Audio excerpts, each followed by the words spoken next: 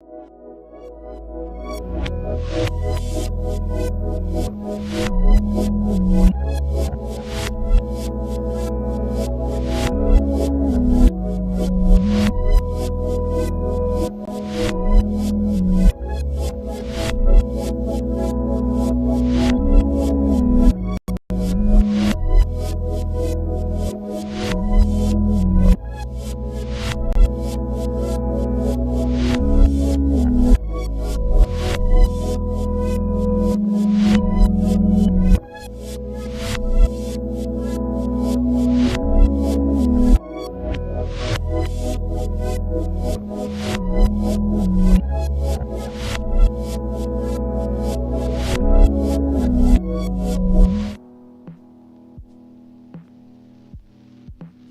we good? Yeah, we should be good. Morning, everyone. Good afternoon, good evening, depending on where you are in the world. Welcome to the King Angel Show, where we learn, react, and discuss a wide range of topics. We do true crime, my antagonist, movies, music, culture. Knowledge is power, because it truly is. Education, space, science. We read the news, drink coffee together. A little bit of everything. I'm your host, King Angel, a Bay Area live streamer and content creator. Welcome in. If you haven't been here before, we cover a whole bunch of topics here. Try to make it as entertaining and fun and have a variety to it as possible. On that same note, buenos días, buenas tardes, buenas noches, dependiendo en qué parte del mundo estés. Bienvenido al programa de King Angel, The King Angel Show. Aquí hacemos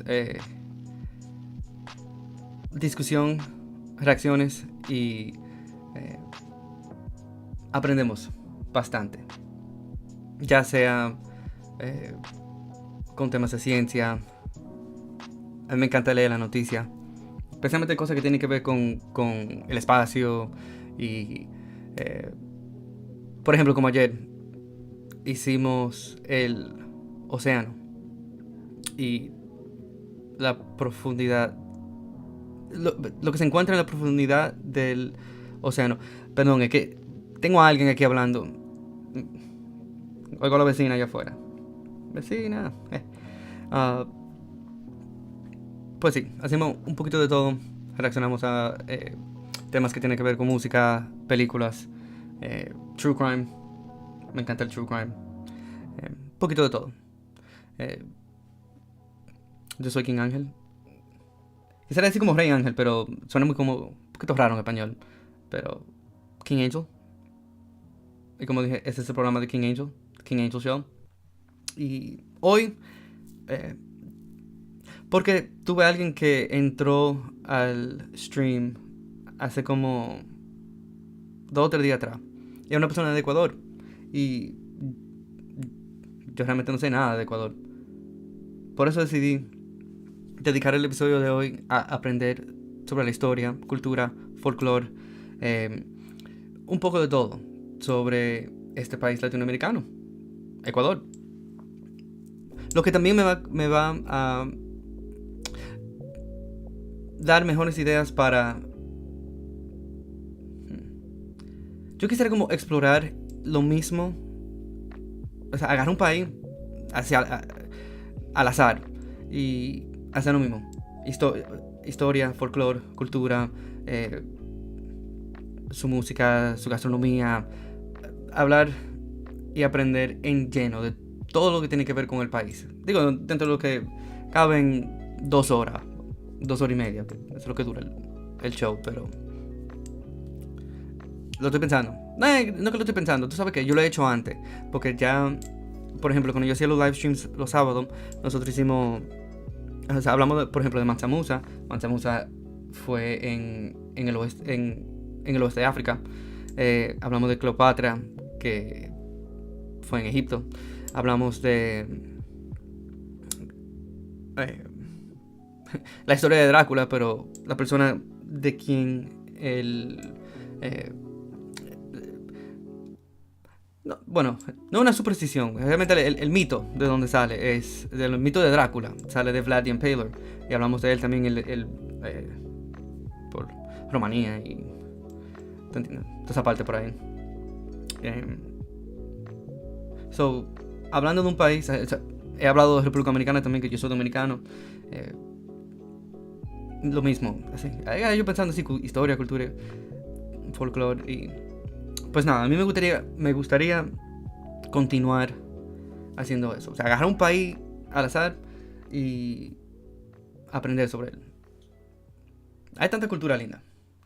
Y hay mucho que aprender sobre países que no suenan tanto como los otros. Y vale la pena sacar el tiempo. No es por decir que, ¿tú entiendes? Yo digo sonar en el sentido de que, por ejemplo, desafortunadamente hay países del que se habla más que otros. A eso me refiero. Pero no es que sean menos importantes o nada por el estilo. Al contrario, me gustaría darle la importancia que se merecen al hablar de su cultura y aprender tanto de su historia como de sus mismas costumbres. Mira, entre leyendo, para poder prepararme un poquito para el episodio de hoy, hay muchas similitudes entre los países latinoamericanos y, por ejemplo, mi país, República Dominicana. Y por ahí mismo incluyo, por ejemplo, a Cuba o algo así, pero hablando específicamente de República Dominicana, tenemos muchas costumbres que se parecen a las de, por ejemplo, México. Tenemos muchas costumbres. Obviamente, fuimos conquistados por los mismos jodidos conquistadores, pero, como quiera, todos los países tenemos muchas cosas en común. Aunque cada uno tiene su propia cultura en sí, nos parecemos tanto. Y en lo que vamos viendo, obviamente hay un video, pero no tiene sonido. Lo que es es como un background y enseña muchas partes de Ecuador. Y si han ido a República Dominicana o si son de allá, se van a fijar que hay, como dije, hay muchas similitudes. O sea, hay partes de, por ejemplo, Ecuador. Mira, yo fui a Costa Rica y hay partes de Costa Rica que los costarricenses no hablan como los dominicanos. Mira, yo estoy tratando de mantenerme lo más calmado en lo que es como voy hablando, porque si es por mí, mire, yo carreteo entero, así que el dominicano sabe hablar rápido. Por ejemplo, yo si no me estuviera aguantando, yo estuviera hablando así, básicamente. Por ejemplo, yo quisiera hacer video de reacción y de discusión y revisión de muchas de las películas que van a salir ahora.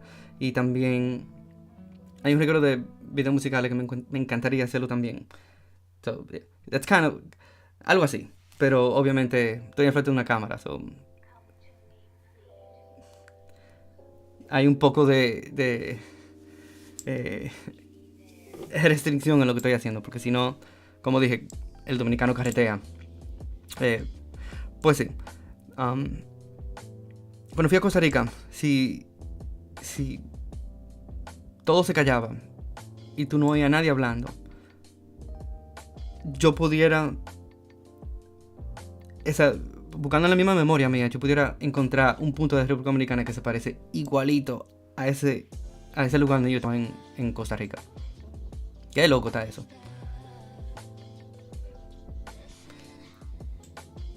Obviamente, como dije anteriormente, fuimos conquistados por las mismas personas por mucho tiempo. Por eso hay muchas similitudes. Pero,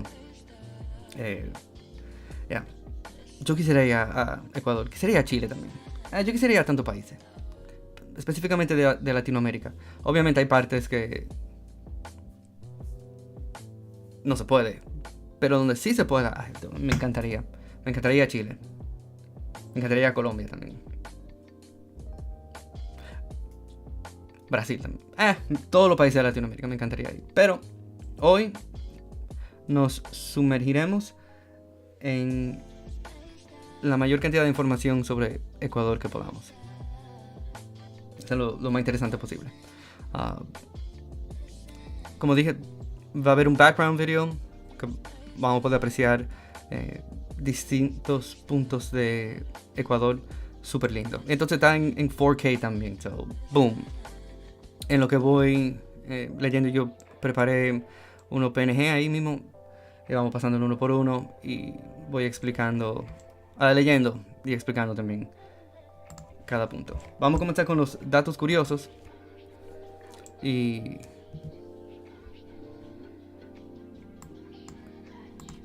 después de ahí sabremos.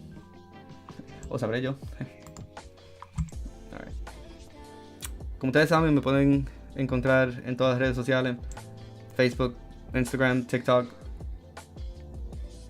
Suscríbase a mi canal de YouTube. Si me están viendo por aquí por YouTube. Buenas, hola. Si es por Twitch, también es lo mismo.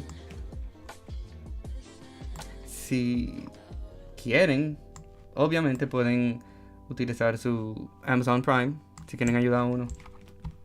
Eso es en Twitch. Si me quieren ayudar aún más, if you want to support me, tengo un Patreon también, son $2 al mes y hay un regalo de beneficios ahí.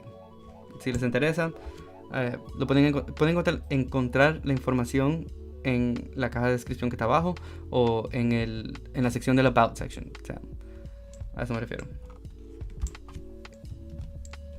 Un segundo, estoy preparando esto aquí. Tengo una página super buena que se llama Go Rain Me.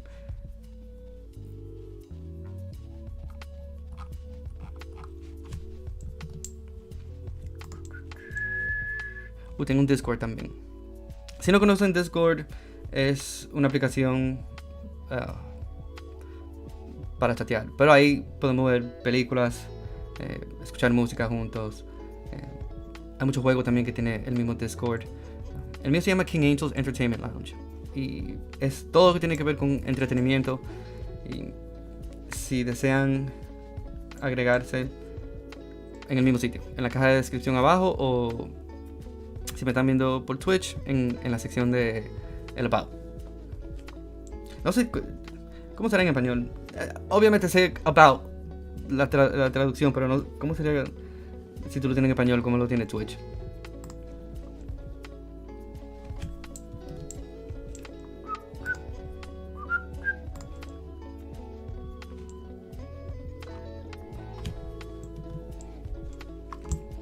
Oye, hay unas páginas. Wow. Mientras más imágenes tienen, mejor. Esas son las que son más interesantes.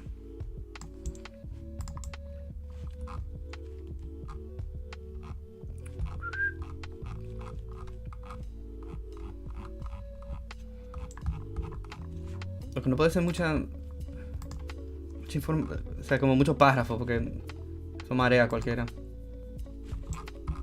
Okay. Toda la cultura, dato curioso. Tararara.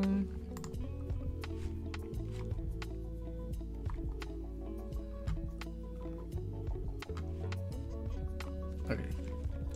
Este es un poquitico más corto.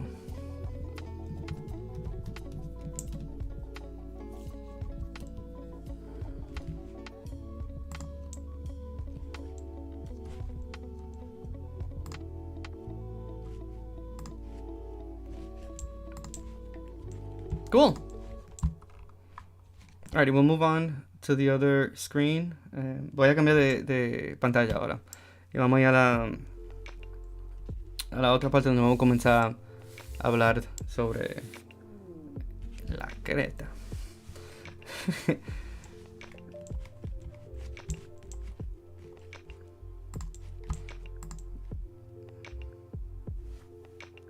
Boom. Datos curiosos de Ecuador.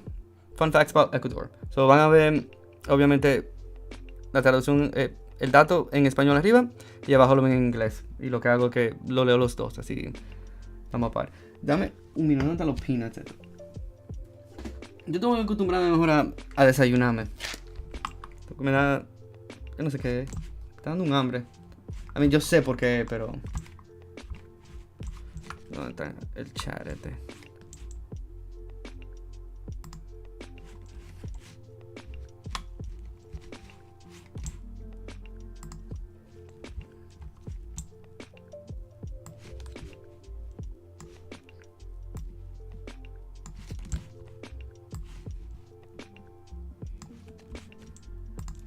Oye, me retuma la barriga.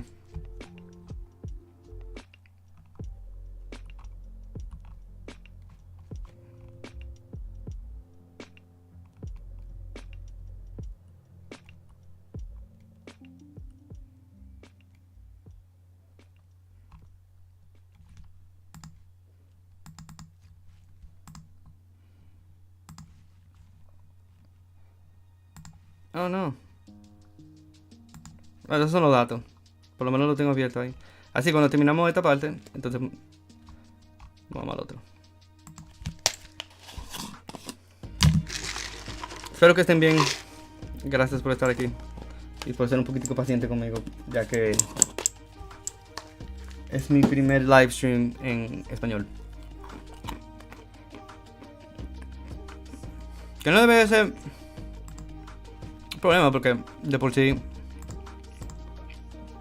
es mi idioma natal, pero... Voy a poner el link del Discord.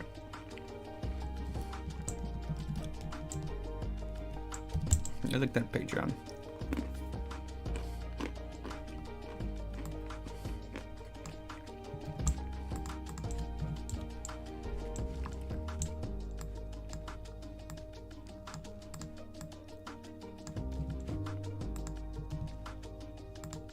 Bien.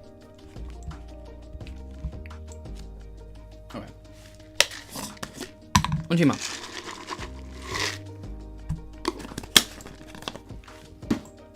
Que si no me retuma la barriga. Oye, ojalá que ustedes no hayan podido oír eso, porque...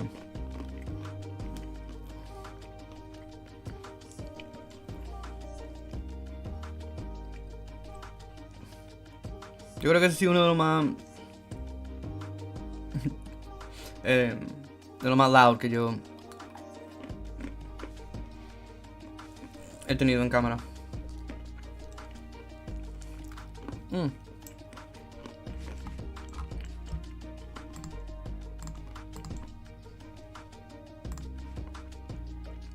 Ahí. There you go.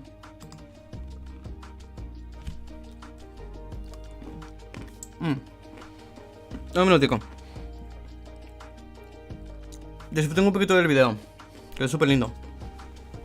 Ecuador es lindísimo. Yo quisiera ir.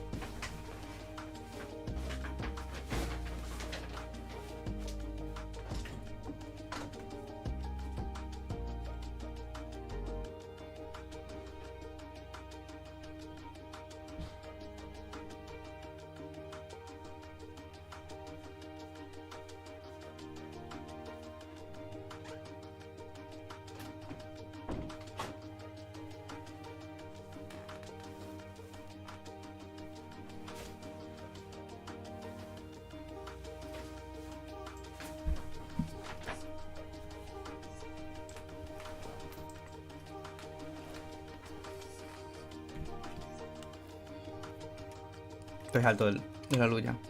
Alright, so let's start this. Like I said before, everything we're seeing, this whole background, this is all Ecuador. So, it's appreciated. Como dije, el video que vemos atrás, Ecuador, como dije anteriormente. So, yeah, disfrútenlo y así, en esa misma nota, vamos a comenzar a aprender sobre el país latinoamericano, Ecuador. Let's learn about Ecuador. Alright, so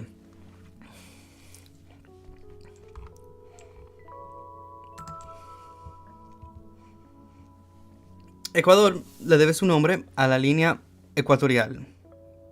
Ecuador owes its name to the equator line.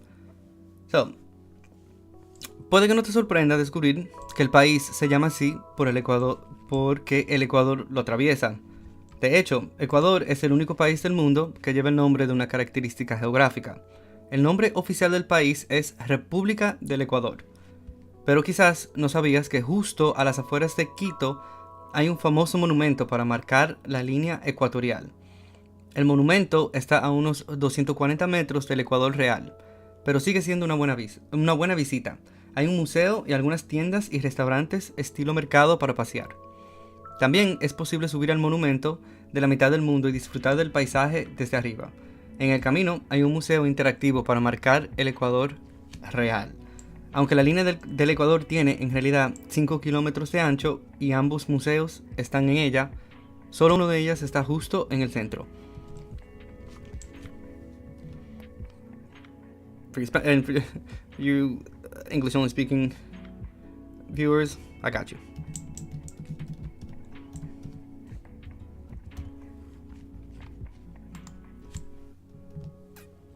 So, it might not surprise you to find out that the country is named because the equator runs through it. In fact, Ecuador is the only country in the world named after a geographic feature. The official name of the country is the Republic of Ecuador. But maybe you didn't know that just outside Quito, there is a famous monument to mark the equator line. The monument is about 240 meters from the actual equator, but still a good visit. There is a museum and some market-style shops and restaurants to wander around. It is also possible to climb the half of the world's monument and enjoy the landscape from above. Along the way, there is an interactive museum to mark the real equator. Although the equator line is actually 5 kilometers wide, and both museums are on it, only one of them is right in the middle.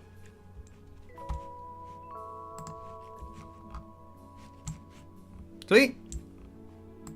Fun fact number 2. El Parque Yasuni es uno de los lugares más biodiversos del planeta. So, Yasuni Park is one of the most diverse places on the planet. Este parque nacional y reserva de la biosfera se encuentra en el corazón de la Amazonia ecuatoriana. Es uno de los lugares con mayor biodiversidad del planeta, hogar de especies que son completamente únicas en la Tierra.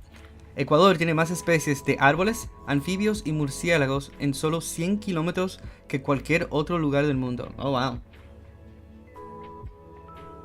Wow, especialmente digo murciélago. Wow, Ecuador tiene más especies de árboles en solo 100 kilómetros. Wow, qué loco está eso. Hay cientos de especies de árboles, reptiles y animales pequeños como los monos tití o yaguarundi y pequeños leones encontrados solo en América. Además, hay animales mucho más grandes como la anaconda verde y grandes felinos como el jaguar. Oh. De hecho, Ecuador tiene la serpiente más grande en el mundo. También hay una gran cantidad de petróleo crudo en el parque. Esto permanece sin explotar debido a una promesa hecha en 2007 por el presidente en ese momento, Rafael Correa. La promesa fue proteger el parque y sus recursos. Wow, it's... Alright, wait, hold on. I can't wait to translate this for you. Listen to this. So, this National Park and Biosphere Reserve is located in the heart of the Ecuadorian Amazon. It is one of the most biodiverse places on the planet, home to species that are completely unique on Earth. Ecuador has more species of trees, amphibians, and bats in just 100 kilometers than anywhere else in the world. There are hundreds of species of trees, reptiles, and small animals such as the titi or jaguarundi monkeys and small lions found only in America. In addition, there are much larger animals, such as the green anaconda, and big cats, such as the jaguar. In fact, Ecuador has the largest snake in the world. There is also a large amount of crude oil in the park. This remains untapped due to a promise made in 2007 by the president at the time, Rafael Correa. The promise was to protect the park and its resources. Smart dude right there. Because the truth of the matter is, when we go, we go. You know what stays? The planet.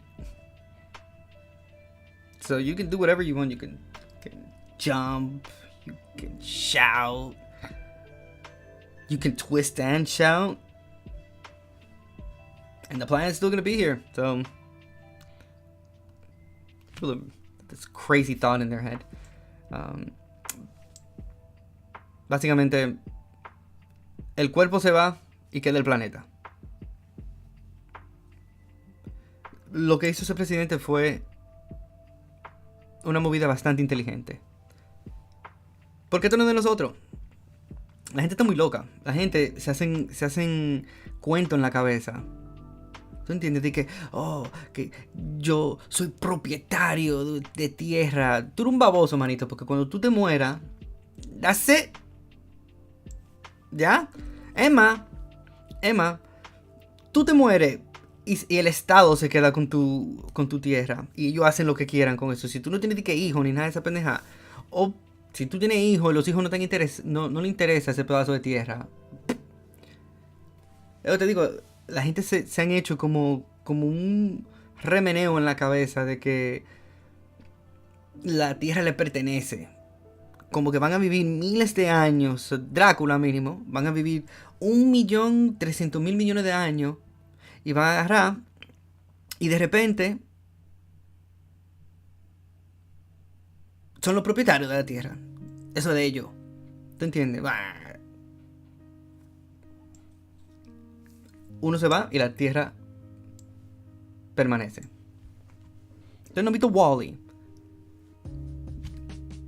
Oye, nada más quedó el robot y la cucaracha. Se fue todo.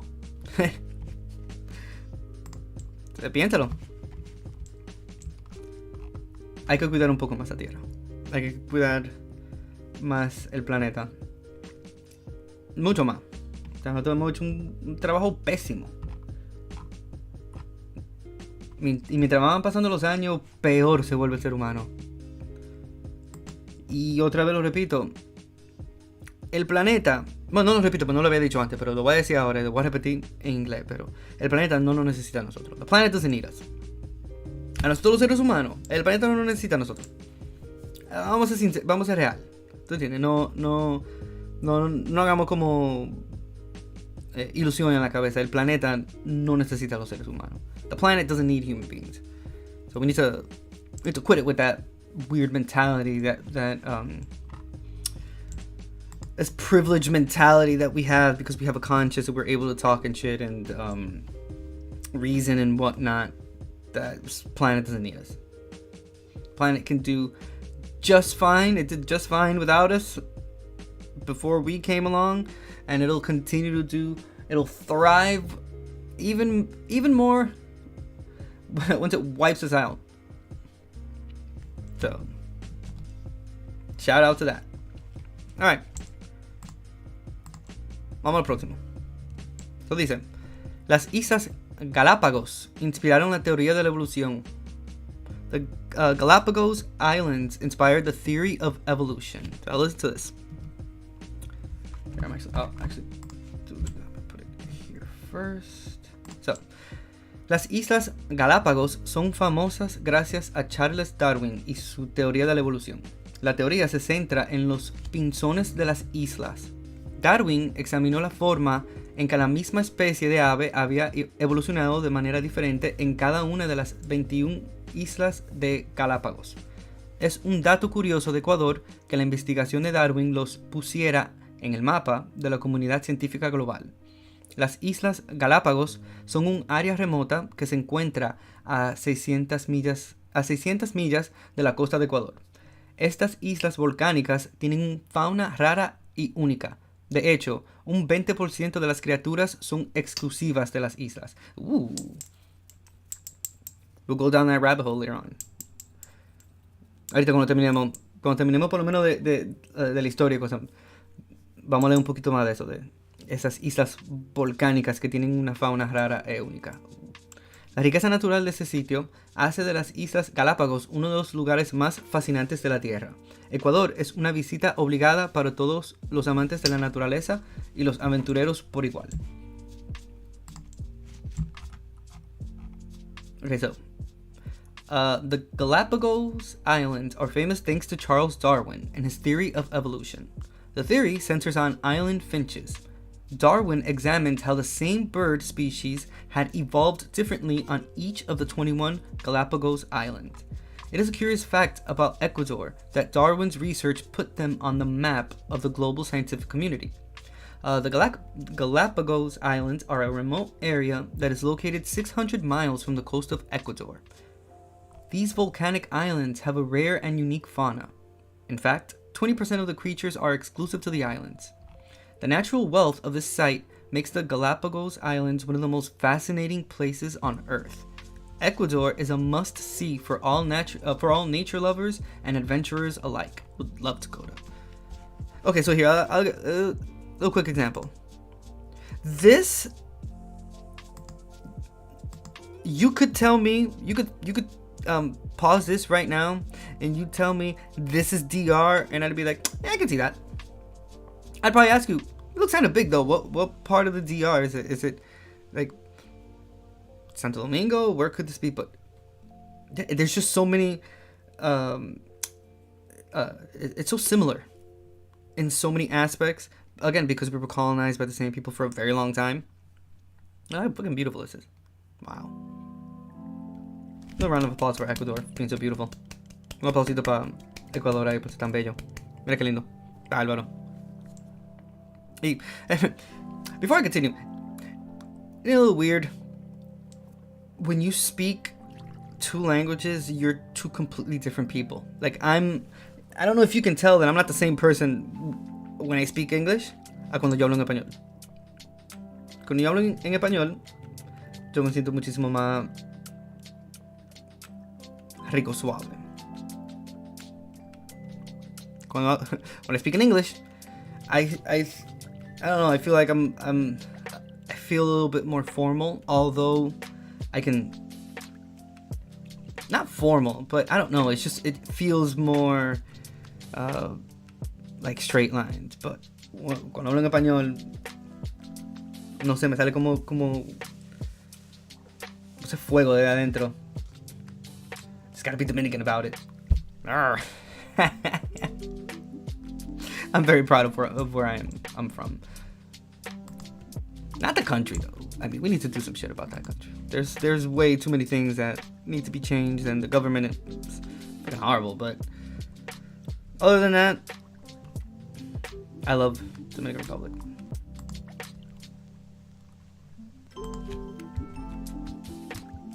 Okay, which one were we on? Okay, we did number 3 because we talked about the Galapagos Islands. So, número 4. El chocolate tiene una larga historia en Ecuador. Chocolate has a long history in Ecuador.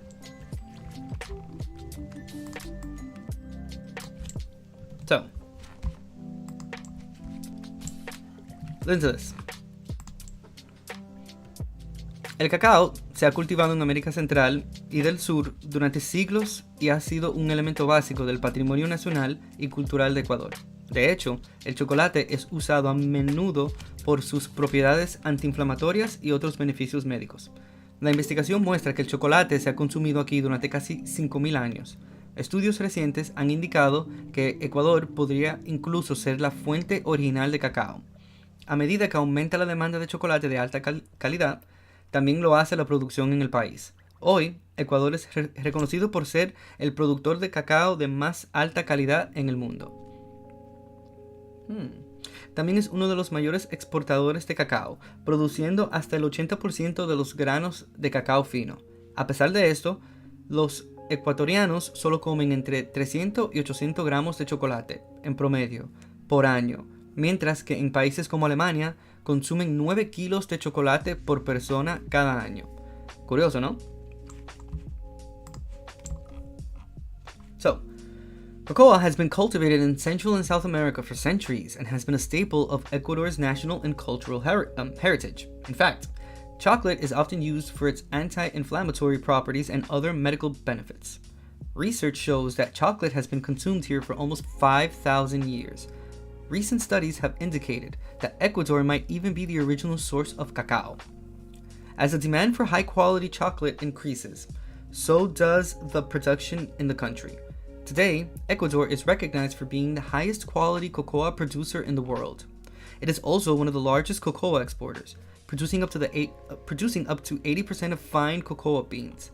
Despite this, Ecuadorians only eat between 300 to 800 grams of chocolate on average per year, while countries like Germany consume 9 kilos of chocolate per person each year. Curious, isn't it? Wow. It's crazy. It's a lot of chocolate. No sé, espérate. Creo que me han mentido mi vida entera. Porque hasta donde yo tenía entendido era República Dominicana, pero ok. Mayores exportadores de cacao. Ok. So aquí dice, ¿qué países exportan más cacao? Estoy leyendo de 123viajando.com y fue escrito por Rubén. No tiene apellido, so me imagino que como Prince. Sí, Rubén. Esta persona lo escribió, lo publicó el 25 de marzo del 2022. Y dice que wow, el principal cultivo comercial, o sea, el número 1 es Ghana. Wow. El cacao es el principal cultivo comercial de Ghana y la principal exportación agrícola del país. Entre los principales productores de cacao del mundo, Ghana ocupa el segundo lugar después de Costa de Marfil. El gobierno de Ghana controla el sector del cacao a través de la Junta de Comercialización del Cacao.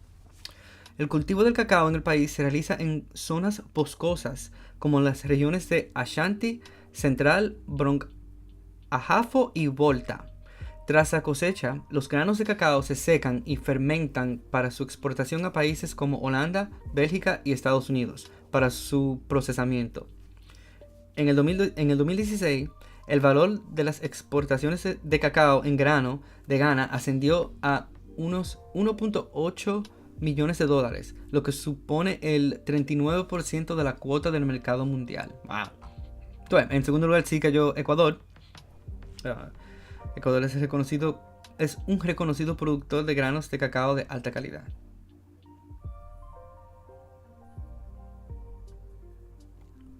Ecuador produce apenas un 4% de los granos de cacao del mundo, pero esta cantidad supone alrededor del 70% de la variedad del sabor fino. Wow, se ganaron 621 millones de dólares. Número 3 es Bélgica.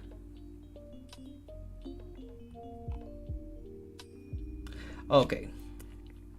Pero en Bélgica, el segundo puerto de cacao más grande del mundo se encuentra en Amberes, Bélgica. El país importa cacao en grano directamente de los países productores, siendo Costa de Marfil o Ghana los principales proveedores. Ok. Bélgica es el butcher.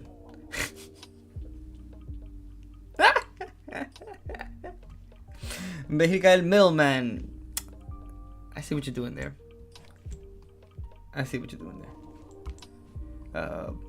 Países Bajos. Los Países Bajos fueron el cuarto mayor exportador de cacao en grano por el valor de las exportaciones en el 2016.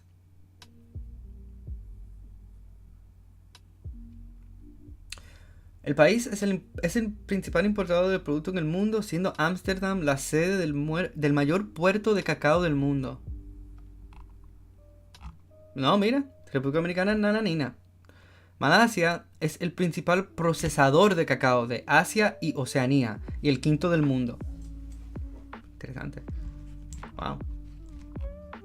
Alright, so basically, I was just reading that Ghana is the biggest.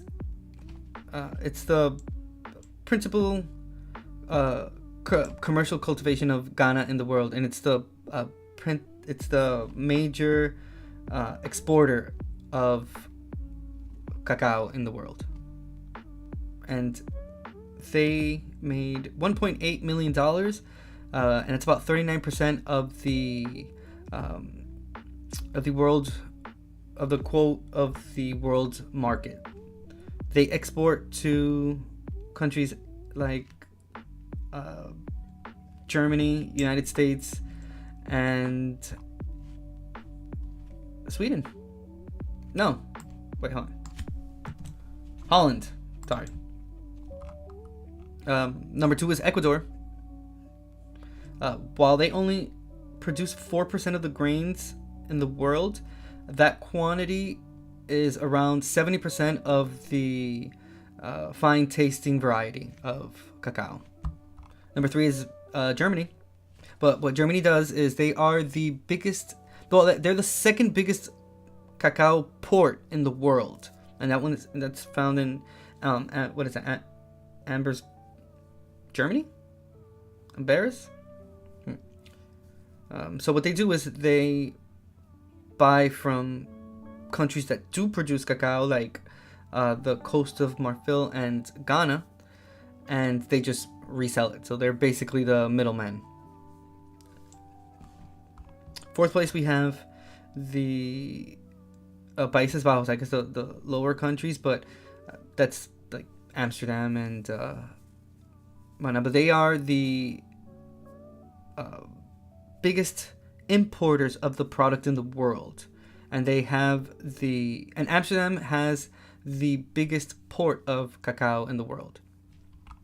And then 5th place is Malaysia, but they are the biggest processors of cacao for Asia and they're 5th in the world, and for Oceania as well. Wow, interesting. And Malaysia's principal provider for cacao is Papua New Guinea. Interesting. Okay, the more you know. The more you know, the better. Now we know a little bit more about cacao. But Ecuador is 2nd place. Moving on. Ok. El número 5. Ecuador es el lugar de las orquídeas. Ecuador is a place of orchids. Fun fact. Las orquídeas son la flor preferida de mi mamá. Y a mi esposa le encantan las orquídeas también. Orchids are my mom's favorite flower. And my wife loves them a whole lot too. So, Ecuador es conocido como la capital mundial de las orquídeas. Un dato curioso de Ecuador es que tiene más de 4.000 especies de orquídeas. Con más de 25.000 especies plantas en todo el mundo, la orquídea es la más variada de todas. También cuenta con algunos de los mayores niveles de diversidad dentro de los rangos de especies. Algunas de las variedades florecen durante medio año y otras solo por horas. Algunas de las flores incluso pueden vivir hasta 100 años. Wow. No es de extrañar que sea la planta de interior más popular del mundo. En Cuenca puedes encontrar algunas de las orquídeas más bellas que verás jamás.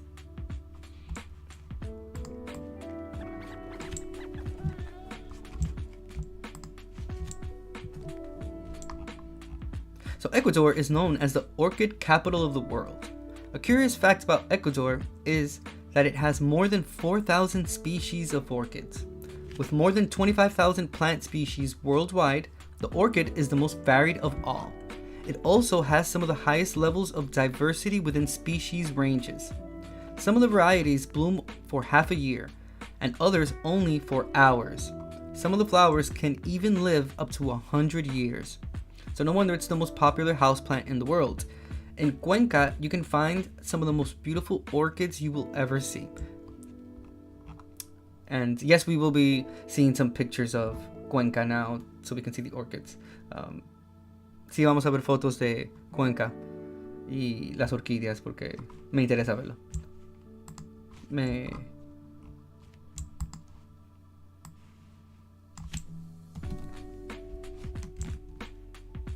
Se despierta en mí una curiosidad para saber cómo se ve. Okay. Alright, número 6. Ecuador tiene una de las arquitecturas coloniales mejor conservadas de las Américas. Ecuador has some of the best preserved colonial architecture in the Americas. La arquitectura de Ecuador ha tenido muchas influencias a lo largo de los años, especialmente en las ciudades más grandes como Quito. En el centro de Quito se encuentra el casco antiguo, que es uno de los primeros sitios protegidos por la UNESCO en Ecuador, junto con Galápagos. El casco histórico de Quito fue construido en el siglo XVI sobre las ruinas de una ciudad inca. La ciudad y sus edificios han sobrevivido a muchos terremotos y tiene la arquitectura colonial española mejor conservada de América Latina. La ciudad todavía tiene muchos elementos indígenas, así como aportes europeos, por lo que es un lugar hermoso para visitar. Bueno, si yo viajara a Ecuador, yo quisiera ver, pero es mi opinión personal, los elementos indígenas. Eso es lo que me interesa a mí. Porque ya sé cómo se ve con con el sazón español. Porque, como dije anteriormente, fuimos conquistados por la misma persona. So, si tú vas a República Dominicana, hay muchas cosas que se parecen. Muchas similitudes, como yo había dicho antes. Yo quisiera ver lo que tiene que ver con los indígenas. Eso me interesa más. ¿Qué me importa a mí ver cosas que se parezcan a lo que ya de por sí pudiera ver en mi propio país? Recuerdo de haber sido colonizado por tanto tiempo.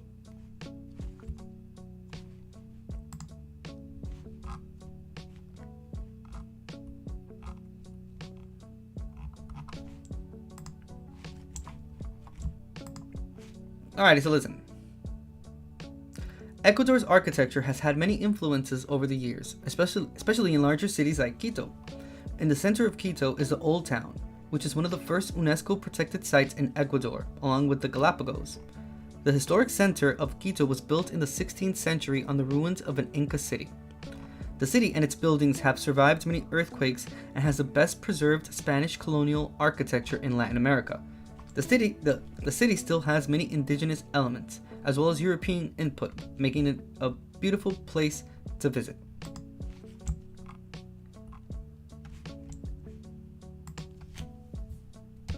Número 7. Los plátanos son un producto alimenticio importante en Ecuador. Plantains are an important food product in Ecuador. This might as well just be talking about Dominican Republic at this point. I mean, how many plantains we eat? Bruh. I eat plantains at least once or twice a week. It's part of my diet. I just have to have it. But it's comforting to know that Ecuadorians also eat plantains like that. Escuchen. Los plátanos son un elemento indispensable de la dieta y la cocina ecuatoriana. Y dominicana también. En el país crecen alrededor de 300 tipos diferentes de plátanos. Bueno, okay, hold on. Ok. Eso tienen ustedes por encima de nosotros. Pero de que el plátano también sea parte de la dieta del dominicano al 100%.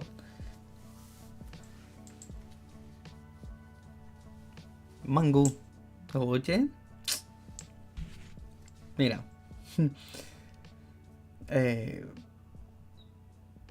Durante los últimos 60 años, Ecuador ha sido uno de los mayores productores mundiales de esta fruta, produciendo el 25% de los plátanos del mundo. Además, es el mayor exportador de plátanos dulces a Europa, porque el clima en Europa es incompatible con el crecimiento de los deliciosos bananos. Claro. Okay, so plantains are an indispensable element of the Ecuadorian diet and cuisine. And for Dominicans too. Around 300 different types of bananas grow in the country to satisfy domestic demand.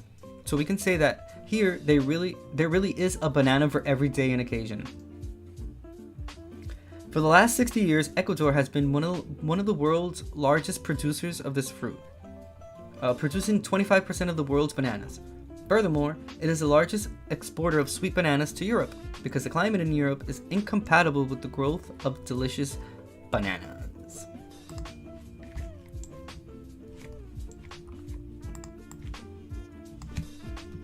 And again, these are just fun facts that we're just starting with, getting into the groove, learning a little bit more, sparking that interest about Ecuador, then we'll move on to other parts.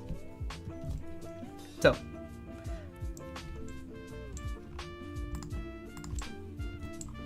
Ecuador es el paraíso de un observador de aves.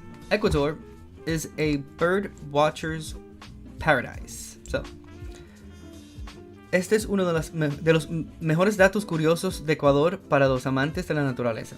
Ecuador tiene más aves por kilómetro cuadrado que cualquier otro lugar del mundo. Con 1.632 especies diferentes confirmadas y 48 otras especies hipotéticas, hay muchas plumas para batir. También tienen el récord mundial de tener la mayor cantidad de especies de colibrís, con una cifra increíble de 132 diferentes tipos de aves que llaman hogar a este país. ¿Sabías que los colibrís solo se pueden encontrar en las Américas? También los colibrís son el ave más pequeña, con el metabolismo más alto del mundo. De hecho, su metabolismo es tan alto que tienen que entrar en un estado de hibernación todas las noches. Esto se llama letargo y lo hacen para conservar la energía. This is one of the best Ecuador fun facts for nature lovers. Ecuador has more birds per square kilometer than anywhere else in the world. With 1,632 different confirmed species and 48 other hypothetical species, there are plenty of feathers to beat. They also hold the world record for having the most hummingbird species, with an incredible 132 different types of birds calling this country home. Did you know that hummingbirds can only be found in the Americas?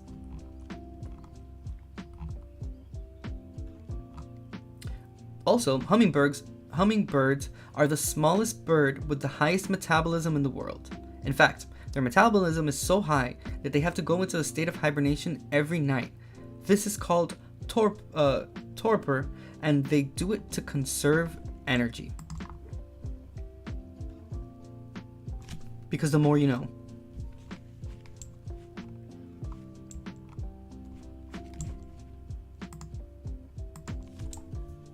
Seguimos. Número 9.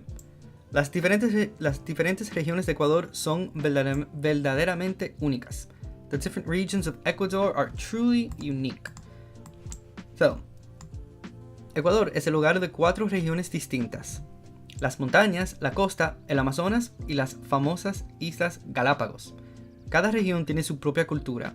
Todo, desde la ropa hasta la comida, varía. De hecho, en Ecuador, incluso los idiomas utilizados varían de región en región, particularmente en las comunidades indígenas rurales. Gran parte de esto depende de los ingredientes fácilmente disponibles para las personas y de la forma en que las comunidades se han desarrollado para utilizarlos.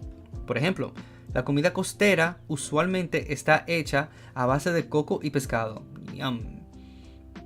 Sin embargo, la comida de los asentamientos de montaña es mucho más probable que sea a base de cuy, que es conejillo de indias, y maíz.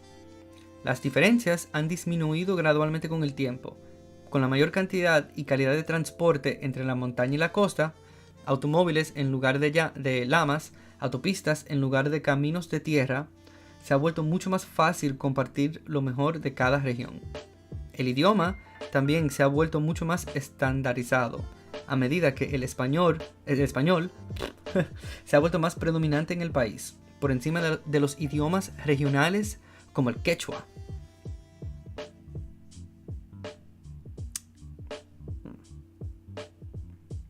¿Qué tal si permanezca esos idiomas indígenas y que también se habla español? Pero si uno realmente se pone a pensar, si vamos al grano de la cosa, el mismo centro, el español es el idioma de nuestros conquistadores. O sea, realmente no era español que nosotros hablábamos. O sea, los indígenas de los países hablaban los idiomas que ellos mismos creaban. Igual que los taínos. Uno porque ya, dime tú, ¿qué uno va a hacer ya? Yo quisiera aprender el idioma que hablaban los taínos, por lo menos saber qué decían o algo así, o oye, lo que sea. Pero, no sé, es interesante que se ha normalizado tanto el español, pero que está bien, o sea, al igual que el inglés, tenemos que comunicarnos de alguna manera, pero que no se pierda el interés en que permanezca, tú entiendes, su idioma, que si no se pasan de generación en generación, oye, se pierden y se vuelven una memoria. Y eso es lo último que necesitamos ahora. Al contrario, yo entiendo que debemos de enraizarnos un poco más. No sé si es una palabra o no, pero no sé. Hay que unirse más a las raíces de uno. Sea donde sea que uno esté. Porque, mira, tú puedes hacer lo que tú quieras. Oye, tú puedes cambiar el pelo, tú puedes cambiar lo que tú quieras. Puedes poner... te puedes hacer la cara. Todo, pero de donde tú eres no se cambia. O sea, por más que tú hagas, no lo puedes cambiar.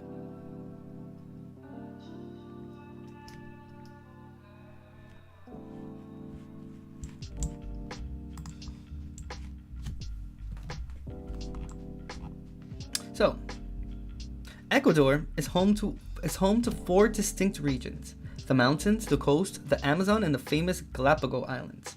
Each region has its own culture. Everything from clothing to food varies. In fact, in Ecuador, even the languages used vary from region to region, particularly, whatever, fuck that word, in rural indigenous communities. Particularly, fuck that, dude. Why am I? That's so weird. That's never happened to me before. Much of this depends on the ingredients readily available to people and the way communities have developed to use them. For example, coastal food is usually made from coconut and fish. However, the food of mountain settlements is much more likely to be based on cuy, which is guinea pig, and corn or maíz. The differences have gradually decreased over time. With the increased quantity and quality of transportation between the mountains and the coast, cars instead of llamas, highways instead of dirt roads, it has become much easier to share the best of each region. The language has also become much more standardized, as Spanish has become more predominant in the country, overtaking regional languages like Quechua. What I was saying was, technically Spanish is the language of our conquerors, and I would really wish that those indigenous languages would remain. And you know, I guess I understand that Spanish is standardized and it's for convenience so that we can all communicate, but it's much like English as well. But I think that they can both coexist perfectly and not have it get to the point where those indigenous languages are lost and replaced by Spanish, which has happened before. I think the idea is to be able to pass it on from generation to generation so that it can be able to survive. They can both coexist. It doesn't have to be... one doesn't have to be lost so that the other exists. But that's just me.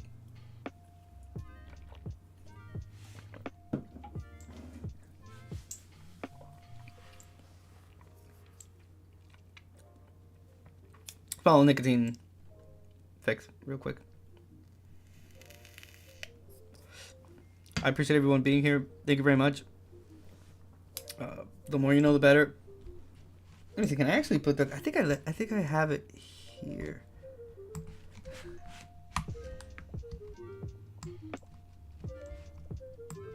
There you go.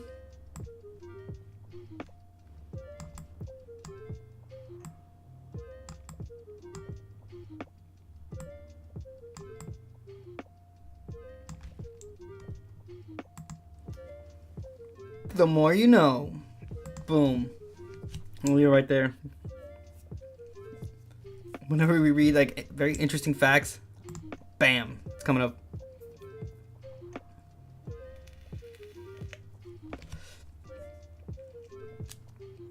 Knowledge is power. I just want to put that out there. The more you know, the better. La sabiduría es poder. Mientras más tú sabes, mejor. Oye, el bruto no llega a ningún lado. Déjame decirte algo. And I'll say it in English as well, when I'm done saying it in Spanish, but... oye, estamos en el 2023, ya no hay excusa para ser ni ignorante ni bruto. Usted es bruto, ignorante porque te da tu gana. Pero si tú tienes un teléfono donde tú puedes escuchar música, y ves Facebook, y ves Instagram y TikTok, tú puedes buscar información. Pero tú prefieres, por tu misma ignorancia, quedarte bruto. Hay demasiada gente bruta en el mundo. Y es como algo... Antes era por falta de información, pero ya no hay excusa. O sea, tiene un aparato en la palma de tus manos que te comunica con el mundo y toda la información que tú quieras instantáneamente, y tú, como quiere bruto, coño, pero hazme el favor, manito, get the fuck out of here con eso. Oye, no hay excusa para ser... Ya no hay excusa para no saber. Oye, es una simple búsqueda en Google. Tú un Google search ahí. Oye, y tú encuentras toda la información que tú necesitas. De lo que tú quieras. Oye, el que sabe siempre tiene algo de qué hablar. No hay por qué aburrirse, porque tú tienes... Oye, siempre va a haber un tema de conversación. Oye, tú te sabes un par de datos curiosos. Y tú puedes romper hielo donde sea que tú estés. En una entrevista de trabajo. Tú tengas una cita con una persona, ya sea lo que sea tu preferencia. Oye, no importa. Al ser humano le encantan los datos curiosos. Tú puedes comenzar por ahí. Oye, y ahí tú inicias lo que puede ser la mejor conversación que tú puedes tener con una persona. Una cosa conlleva a la otra.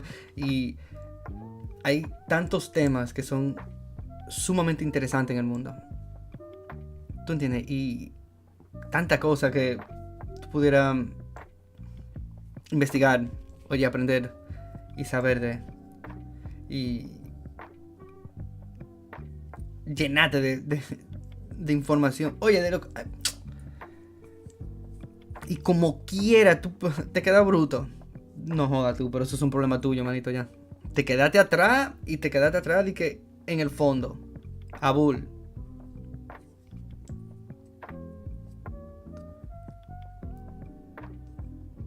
You have a device in your hands. I mean, there is no longer a reason for you to be stupid. Like, you're dumb by choice. You're ignorant and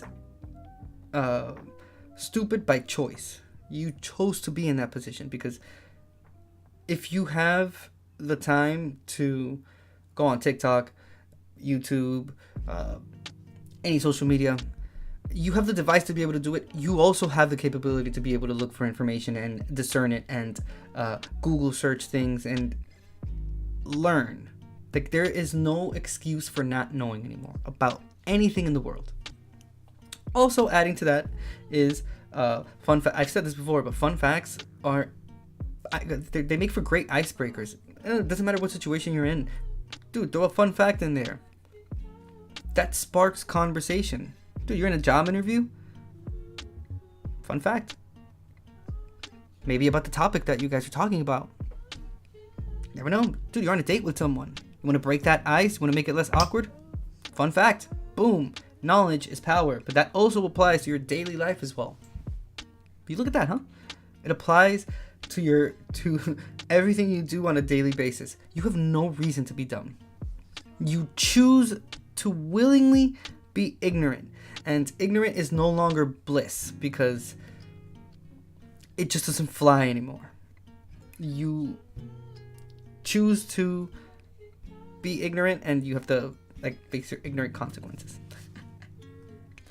And that's, you can apply that to anything. It's just, information is available and it's at your fingertips, and it's no longer an accessibility. It is a choice. So, gotta do better. People need to take that next step. There's too many ignorant people. There's too much dumb in the world, and that needs to change. Like, we need to bring back that desire and hunger for intellectuality and education, and not have it, like, it's not elite for you to know things. Like, the fuck? I don't understand. Like, that's the stupidest thing I've ever heard in my life. Like, bro, even if you do, like, it doesn't matter, white collar, blue collar, it doesn't matter, trade jobs, you still have to learn what you do. You're not born with information like that. You have to learn it. That's where the knowledge and education comes in. So I don't understand where people are getting these crazy ass ideas, like some goofball telling kids that you shouldn't read while reading a script. Bro, get the fuck out of here, man. Education is key. No se dejen de llevar esa pendejada. Que hay gente que predican esa mierda, loco, que la educación uno no debe de tanto. Oye, una persona a mí tuvo los cojones de decirme a mí una vez, que nunca se me va a olvidar esa vaina. Esa mujer me dijo a mí que que eso es malo leer tanto. ¿What? ¿Cómo que eso es malo leer tanto? Tú, pendeja, que no lees, que te quedaste bruta. ¿Cómo así, loco? No. Oye, no se dejen de... Eso, no. La educación es lo único que va a salvar a la humanidad. El deseo de querer progresar intelectualmente, esa curiosidad que tiene el ser humano, eso es lo que nos va a salvar a nosotros. Si nos llevamos de esta gente, mi hermano, mira, nos quedamos coño frito, papá. Sí, es verdad. Education is very important. Don't get that twisted. And don't let people get that twisted for you, because the more you know.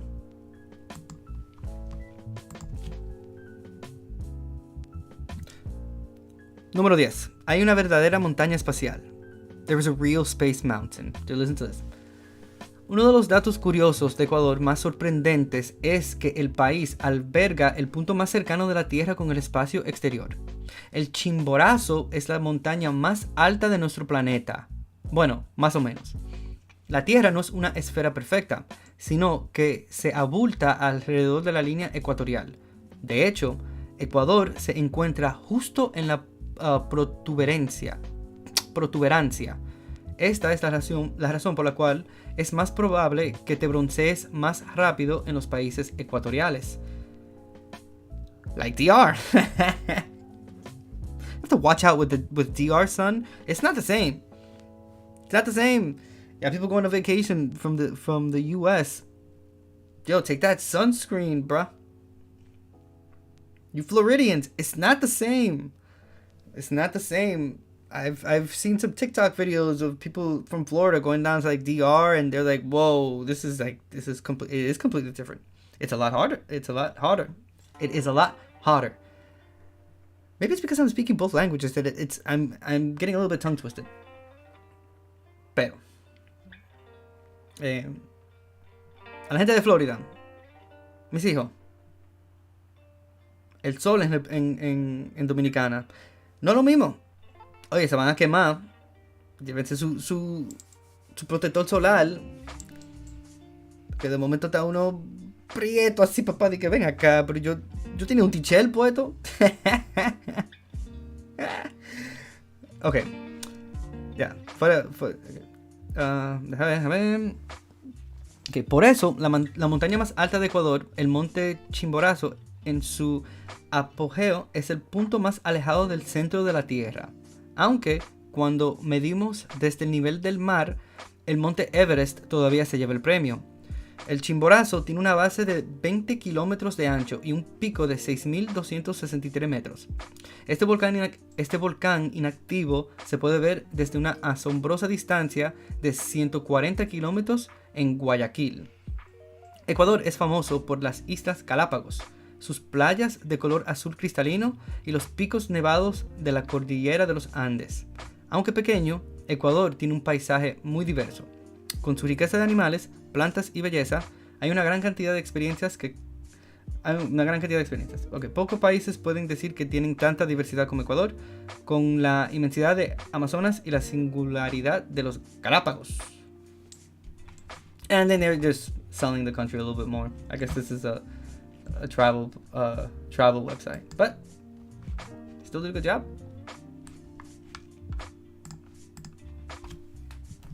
Okay, segundito. Vamos a...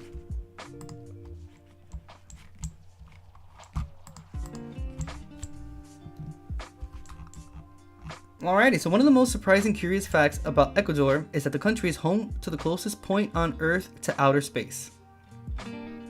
Chimborazo is the highest mountain on our planet. Well, more or less.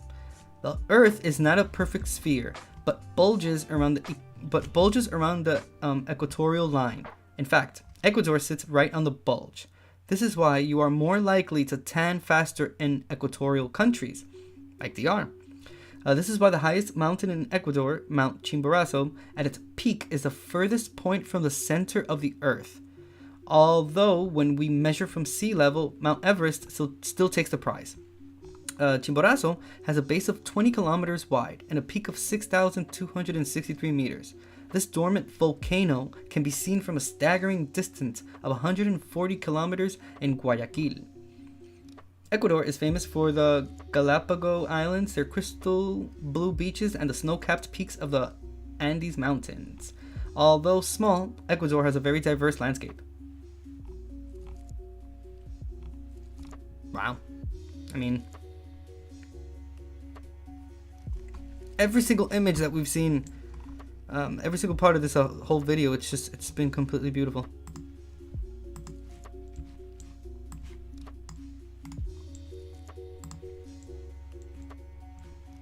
Make sure I loop this. Whoa, I wonder if that's it.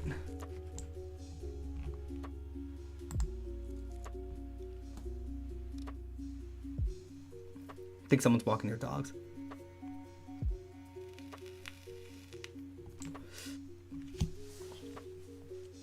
I wonder if that's the volcano that you can see from 140 kilometers that we were just reading about. Whoa. Maybe that's the Andes?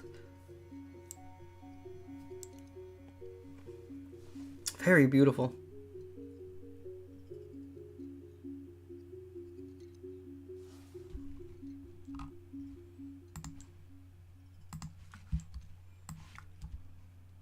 Wow. Oh yeah. So it's Cotopaxi volcano. Behind me, like right here on this side, you can see the name of it. I hadn't noticed it yet because I didn't have the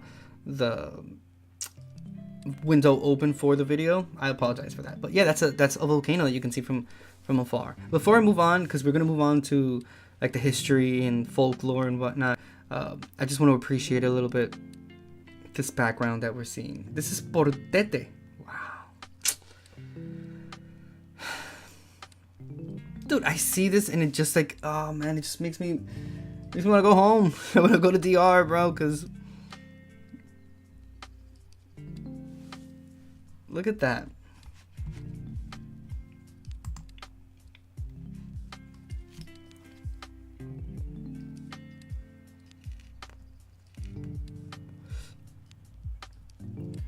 Oh, Ecuadorians, you guys are in tune with nature, bro. That's what's up.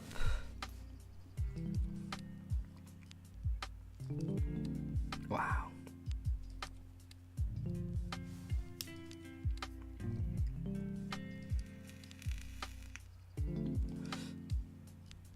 Why am I not a multi-millionaire? Why am I not like filthy rich? I could just not have to work, dude, and just like travel and be able to visit all these. I would love to go there. I would love to walk all across that. That would be so fucking awesome. Hey Nate, how you doing today? Hope you're doing well. Okay, thank you. Thank you so much for that raid. Welcome in, raiders. Right now, we are. And Nate, thank you so much for that raid. I really appreciate it, my dude. Hope you're doing well. Thank you so much. We're in this Ecuador right now. We're learning about the country. We went through some fun facts, but right now, before I move on, I just wanted to appreciate this landscape and background. Again, this is Ecuador, country in Latin America. Windstar, thank you so much for chatting. Thank you for being here. I appreciate that. I'm just like, wow. Thank you. Get the fuck Windstar, appreciate that follow. Thank you so much. Just really quickly, I am King Angel. This is the King Angel Show. I'm a Bay Area live streamer and content creator over here on Twitch and YouTube. We focus on reaction, review, and discussions about topics that I'm interested in, education, true crime, music, movies, culture, art, a little bit of everything. So thank you for being here. I really appreciate it. I'll move on now. We're going to learn a little bit more about and Murder Mystery Wednesdays. Oh, nice. You're in Sacramento? Hell yeah. I'm in the Bay Area. So yeah, Cali vibes. That's what's up. California forever. But I mean, again, why am I not a multimillionaire? Like, why am I not rich enough to just like not have to work and be able to travel to somewhere like this? Ecuador, one of the most biodiverse places in the planet. Imagine hiking on this trail. Bro, it's so beautiful, man. It's amazing. And I ask myself that as well. Sometimes I hate to admit it, but sometimes when I see people that post like their travel videos and shit, I get pissed. I'm like, fuck this. Especially when you're at work. It's like, bruh, I don't need to see this shit. You don't have to mortify me with the fact that I'm not rich enough to be able to just wander around the world.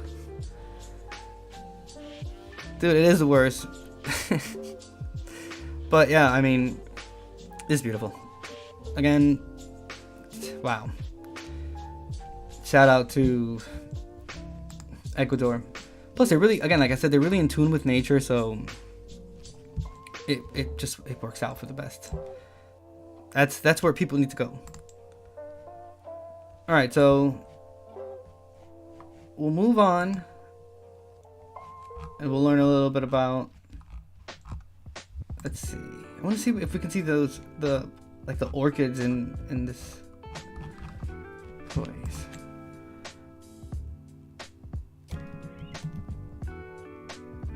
Orchids.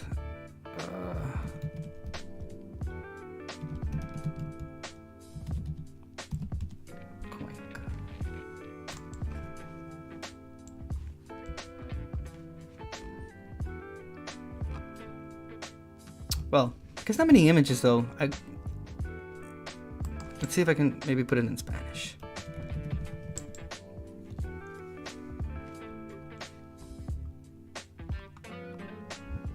I got big dreams, suitable for a king, I mean. Oh, and hey, thank you so much for that subscription. I really appreciate it. Thank you very much. Wow, yeah.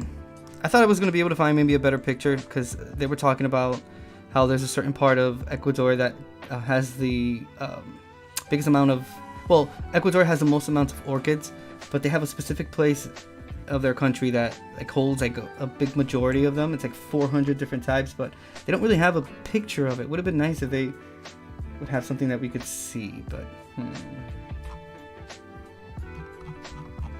guess not.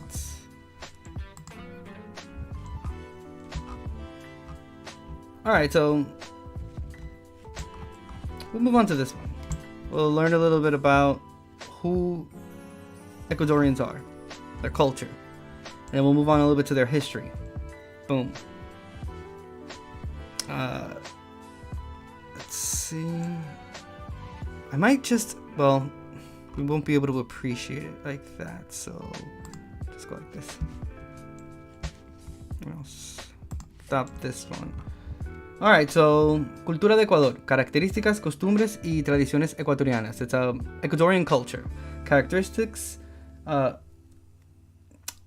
Ecuadorian traditions and customs, and they're like their own like culture and whatnot. So it says, ¿alguna vez has escuchado mencionar a Ecuador? Es uno de los países latinoamericanos más ricos en cuanto a su identidad y sitios deslumbrantes que se convierten en un gran atractivo para los turistas de todo el mundo. En ese sentido, miles de personas llegan para conocer sus montañas y playas, además de que tienen muchas ciudades hermosas como Quito y Guayaquil. Wait, hold on. Un segundito. Alright, so, have you ever heard have you ever heard of Ecuador? It is one of the richest Latin American countries in terms of its identity and stunning sights that become a great attraction for tourists from all over the world. In this sense, thousands of people come to see its mountains and beaches, in addition to the fact that it has many beautiful cities, such as Quito and Guayaquil. Oh, you know what? I'm not going to put that there because I'm using Google Translate to be able to read it, because I don't want to have to go through the whole struggle of translating it myself, unless it's like simple for me to just translate like a sentence or something. But oops, oh, great, I can't move this. All right, so it says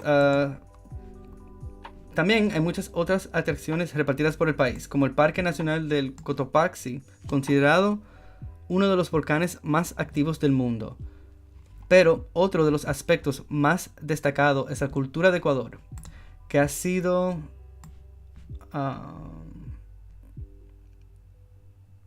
influenciada por su población indígena, así como por el colonialismo español y la inmigración de otras partes del mundo. ¿Cuántas culturas hay en Ecuador? Existe registro de cerca de 18 culturas de Ecuador. Algunas de estas son las culturas de la Sierra Ecuatoriana, Inga, Chopchi, Las Vegas, Valdivia, entre otros.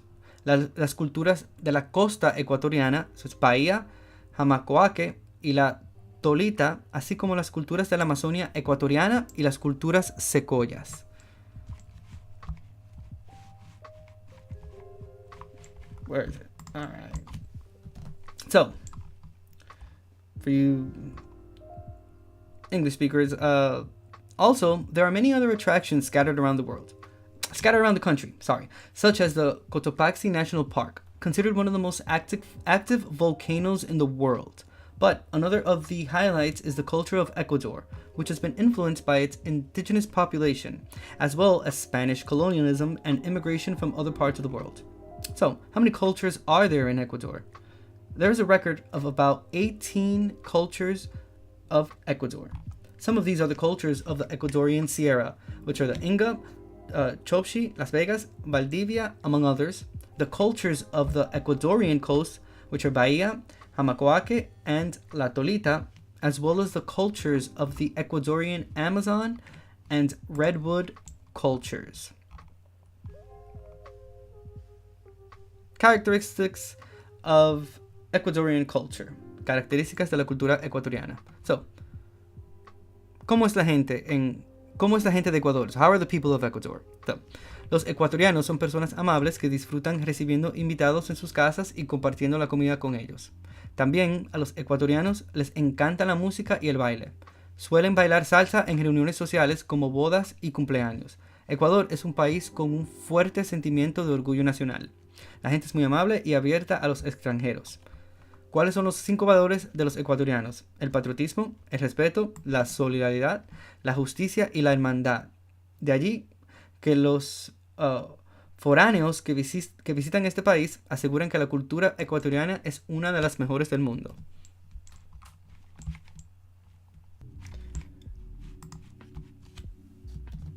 I mean, with such biodiversity in their country and such beauty in their sync with nature, how could they not be?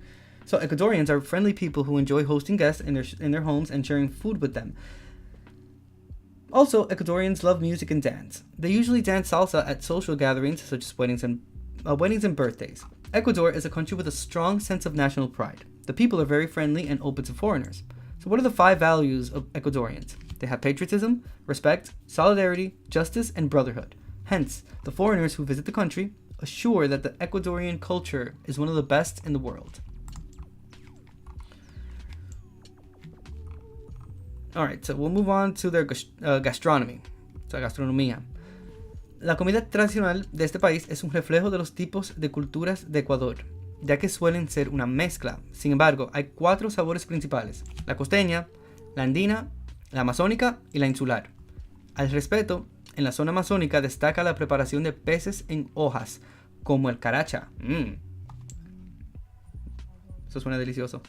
En la parte andina hay preparaciones como el seco de pollo, el cuy estofado, el hornado, el yaguarlocro y quimbolitos.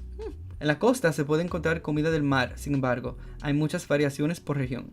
A nivel nacional, hay platos de la comida típica de Ecuador, que no puedes dejar de comer, como el seco de chivo, la fritada, el sancocho de bagre y el bolón de verde. What you talking about? What? Espérate, maybe it's not the same. Quizá they have like a different. Because here's the thing. Well, I'm more surprised because sancocho is something typical from Dominican Republic, which is Dominican stew, and it looks a lot like this. I wonder, but why is it called?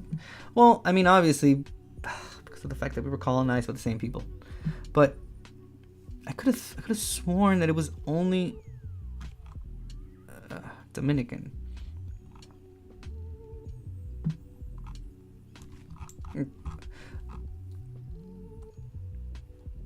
Where? I just saw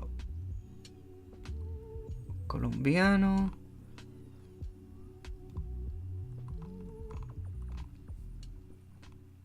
I just saw Dominican Republic here.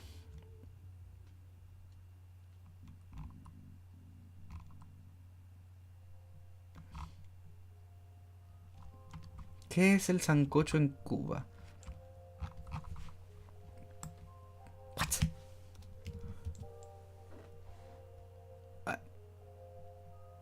Puerto Rican beef stew? Man.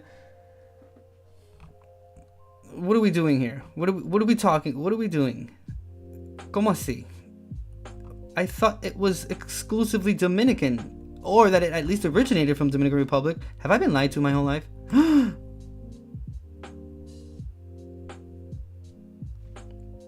See, sancocho is a traditional soup in several Latin American cuisines. Variations represent popular national dishes in Dominican Republic, Colombia, Cuba, Honduras, Ecuador, Panama, Puerto Rico, Trinidad and Tobago, and Venezuela. It usually consists of large pieces of meat, tubers, and vegetables served in a broth. I mean, it's heaven on earth. It's really hot in Dominican Republic, and we eat this shit regardless. Dude, we could be sweating our lives off, and we will still eat this stew because it's that delicious. Oh, dude, Winstar, I wish. No, that's just footage I got from. That's a YouTube video that we're recording. That it's pretty awesome, and it's 4K too. I think it's one of the best things about drones is the fact that people make these really great videos, and if you've never been to that country, you can appreciate it a lot. Obviously, it would be best if you would travel there, but if you can't, though, those videos make for great backgrounds, and you can really tell how the country looks. So, man, shout out to them. Shout out to that content creator that uploaded that video. I appreciate it a lot, Nate. Thank you for that subscription. Yeah. So they're talking about Puerto Rico here, but why? Okay, in Dominican Republic, sancocho is considered one of the national dishes, along with la bandera, which is rice, beans, and meat. Some people substitute the meat for vegetables. Although Dominicans usually serve the dish with white rice and avocados. Yes, we do. There is a variant called sancocho cruzado or sancocho de siete carnes. Yes, which includes chicken, beef, and pork with other meats.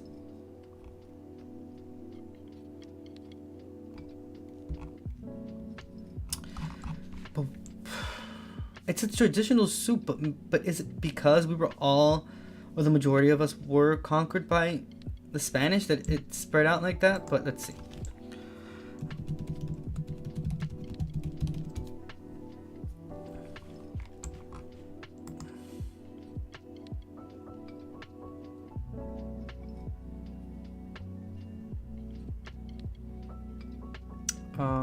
Okay.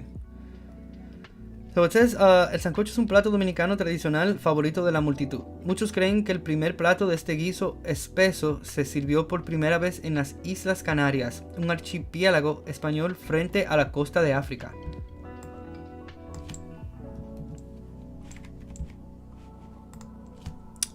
Wow.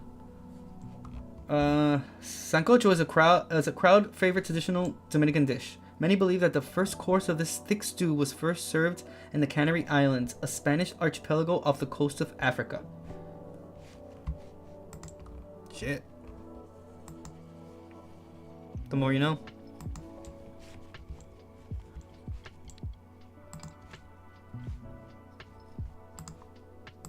I mean, at least it's to that point, but I feel like I've been lied to my whole life, because I knew that it's eaten all like around Latin America, but I thought it was something that exclusively came from Dominican Republic and that we were known for that shit, but apparently not. So what I just read about Ecuador, about their gastronomy, is the traditional food of this country is a reflection of the types of cultures of Ecuador, since they are usually a mixture. However, there are four main flavors: the coastal, the Andean, the Amazonian, and the insular. In this regard, in the Amazon area, the preparation of fish and leaves, such as the caracha, stands out. Dried chicken, stewed guinea pig, hornado, yuarlocro, and quimbolitos. On the coast, seafood can be found. However, there are many variations by region. At the national level, there are typical Ecuadorian food dishes that you cannot stop eating, such as the dry goat, the fritada, the sancocho de catfish, and the bolón de verde. Bagre is catfish. Interesting. You know, I've never had catfish before. And I've been to the south. Never had catfish. Never had that other one, crawfish, either. I would love to.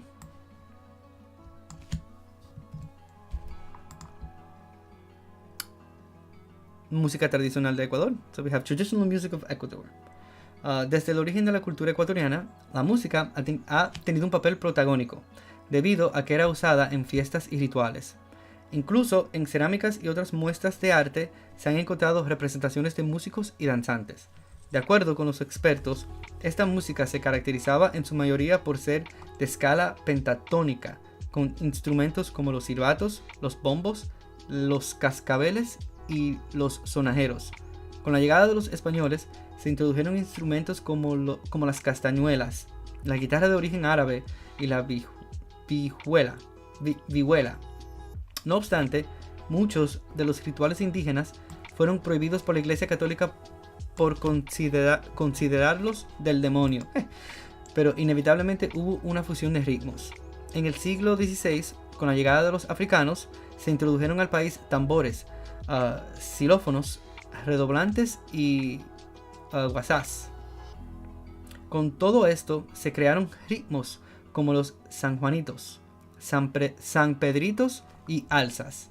Para el siglo XVIII, con la Ilustración, llegó a Ecuador el minué.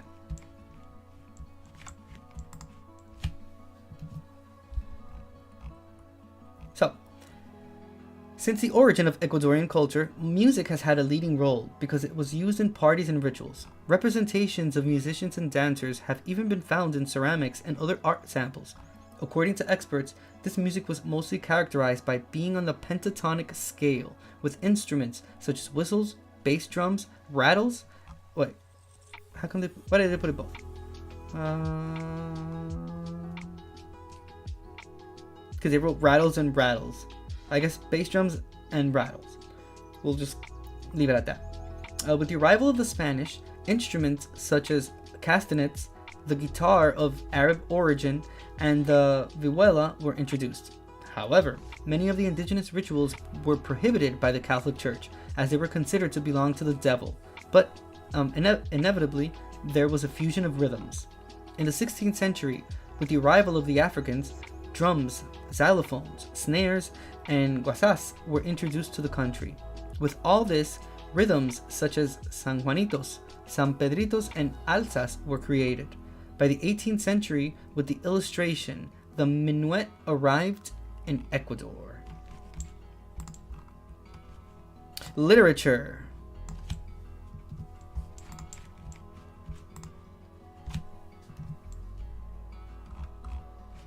La literatura es muy importante para la cultura ecuatoriana. Se ha caracterizado por ser costumbrista y por estar relacionada a eventos nacionales, que ayudan a entender muchas de las tradiciones del país.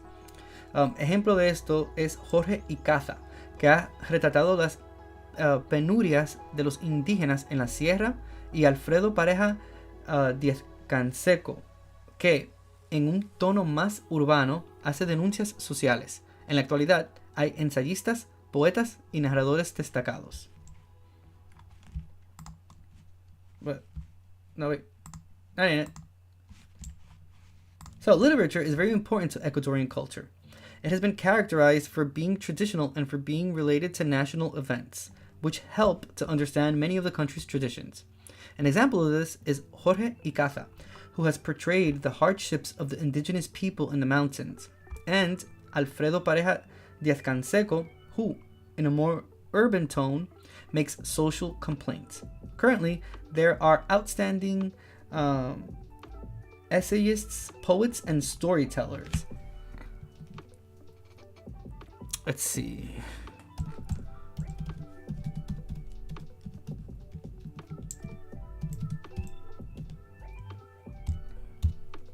All right. So, famous Ecuadorian authors. We have Luz Argentina Chiriboga. We just spoke of Jorge Icaza Coronel. Mónica Ojeda. Juan Montalvo. Eugenio Espejo. Oh, a lot of authors. Very famous from Ecuador. Power Paola.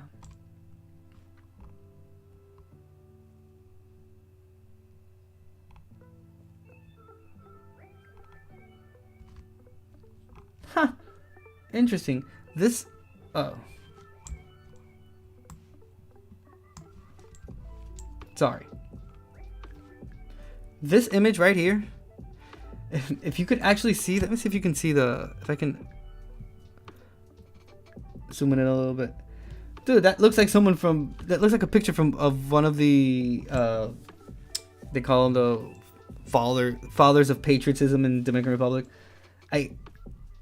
Really quick, I thought they took the picture from that other person and just posted it here under this picture. But no, it's just that they're two distinct people that just really look alike. Oh, that's crazy. So yeah, these are all very famous Ecuadorian authors.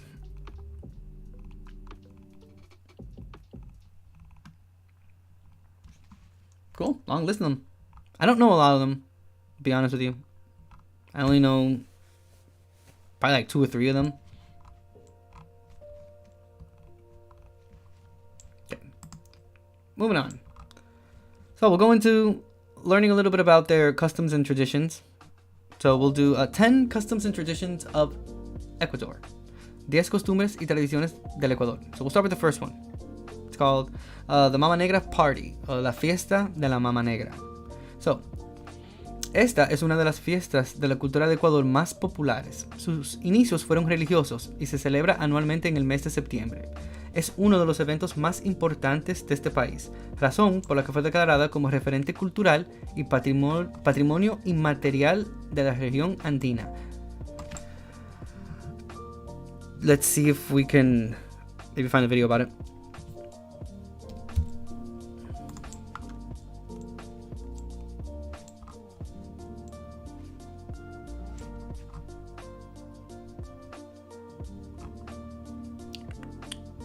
Okay, so this was, alright, this is 2022.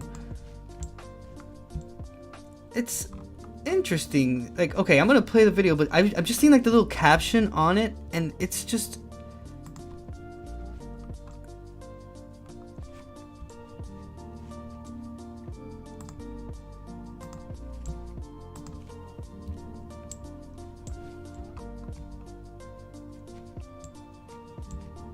Los tacuñeños disfrutaron de la fiesta de la Mama Negra, encuentro popular lleno de color y música, celebración especial, imagen viva de la ciudad de la Tacunga. Muestra y presentación de la proyección folclórica que en esta ocasión celebra los 202 años de independencia de la Tacunga.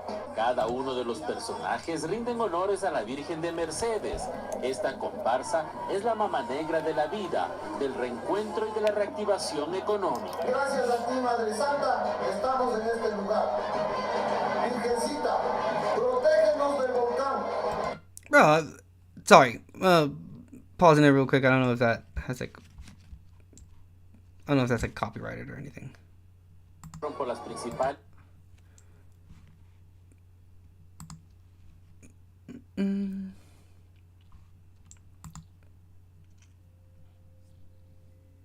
Sorry. I'm pausing the music and the sound because I don't know if it has I don't know if that's copyrighted or not, so I don't wanna risk it.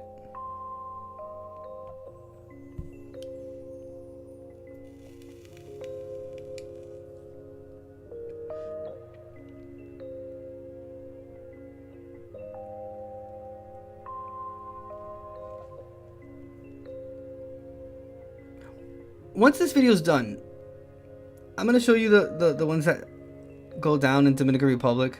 You can see how I mean, albeit they're different, like it has like differences. Again, it has a lot of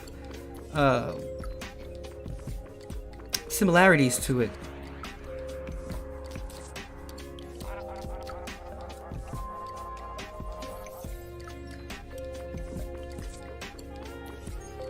O sea, con mucho color vivo, mucha tradición. So, antes de seguir, ¿cómo es?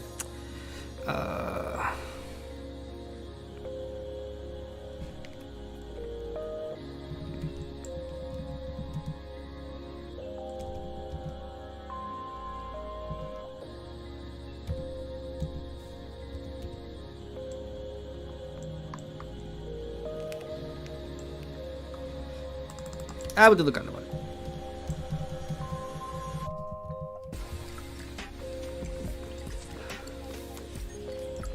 Let's see. I guess this is a short one. We can kind of see this one really quickly. I'm not gonna... It'll probably have like music on it and whatnot. But I just want to kind of show you guys the... There's a video.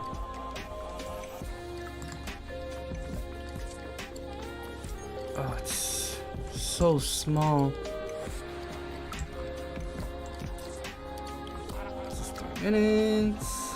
Let's see if we can just play this one here.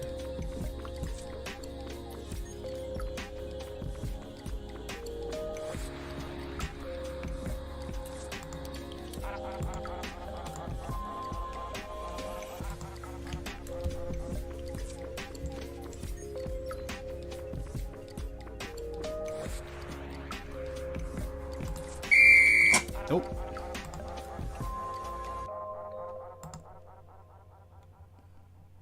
So this is the Dominican one.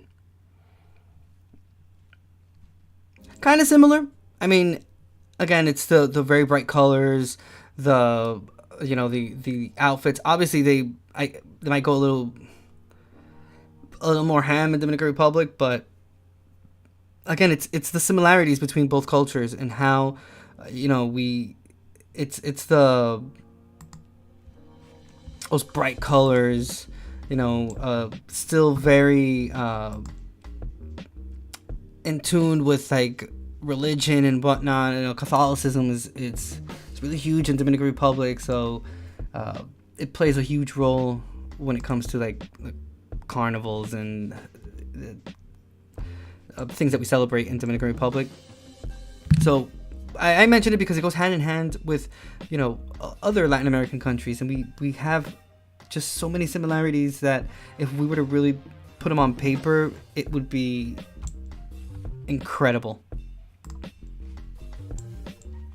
Okay, so we'll finish reading this part. So it's la teoría más popular acerca del inicio de esta celebración data al 1742, fecha en la que se cree que entró en erupción el volcán Cotopaxi.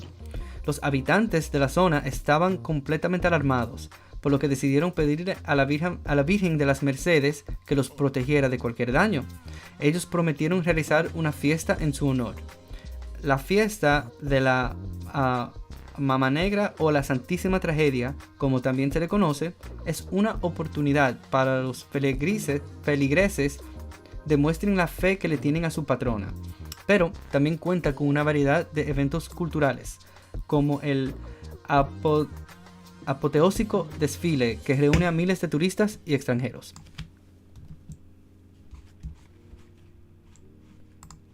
And just a quick little translation for you guys. So this is one of the most popular Ecuadorian cultural festivals. Its beginnings were religious, and it is celebrated annually in the month of September. It is one of the most important events in this country, which is why it was declared a cultural reference and intangible heritage of the Andean region. The most popular theory about the beginning of the celebration dates back to 1742, the date in which the Cotopaxi volcano is believed to have erupted. The inhabitants of the area were completely alarmed, so they decided to ask the Virgin of La Virgen de las Mercedes, which is a kind of like the Virgin Mary, but it's like the Virgin Mercedes, to protect them from harm. They promised to hold a party in her honor. La Fiesta de Mama Negra, or La Santísima Tragedia, as it is also known, which is I guess Sanctimonious Tragedy, or whatever, as it is also known, is an opportunity for parishioners to show their faith in their patron saint. But it also has a variety of cultural events, such as a tremendous parade, which brings together thousands of tourists and foreigners. Okay, the next one is Las Fiestas del Solsticio Inti Raymi. So it's the festival of the Inti Raymi solstice. So, las comunidades indígenas de Ecuador celebran las fiestas del solsticio Inti Raymi, un evento que también forma parte de las culturas de Colombia y Perú. Wow. Esta celebración busca adorar el agua, la tierra y el sol con rituales indígenas. En este sentido, en la ciudad de Quito, tiene lugar durante los meses de junio y julio. Casualmente coincide con el periodo de la cosecha y la culminación de un ciclo agrícola andino. También tiene el objetivo de pedirle al sol que se aproxime a la tierra para que inicie el verano. Esta es una de las celebraciones que permiten entender el impacto de los pueblos originarios al legado cultural del país. Interesting. So, oigan esto. The indigenous communities of Ecuador celebrate the Inti Raymi solstice festivities, an event that is also part of the cultures of Colombia and Peru. This celebration seeks to worship the water, the earth, and the sun with indigenous rituals. I can get behind that. In this sense, in the city of Quito, it takes place during the months of June and July. Coincidentally, it coincides with the harvest period and the culmination of an Andean agricultural cycle. Also, it has the objective of asking the sun to approach the earth to start the summer. This is one of these celebrations that allows us to understand the impact of native peoples on the country's cultural legacy. Because the more you know. Wait, hold on. The more you know. Number 3, Corpus Christi. Interesting.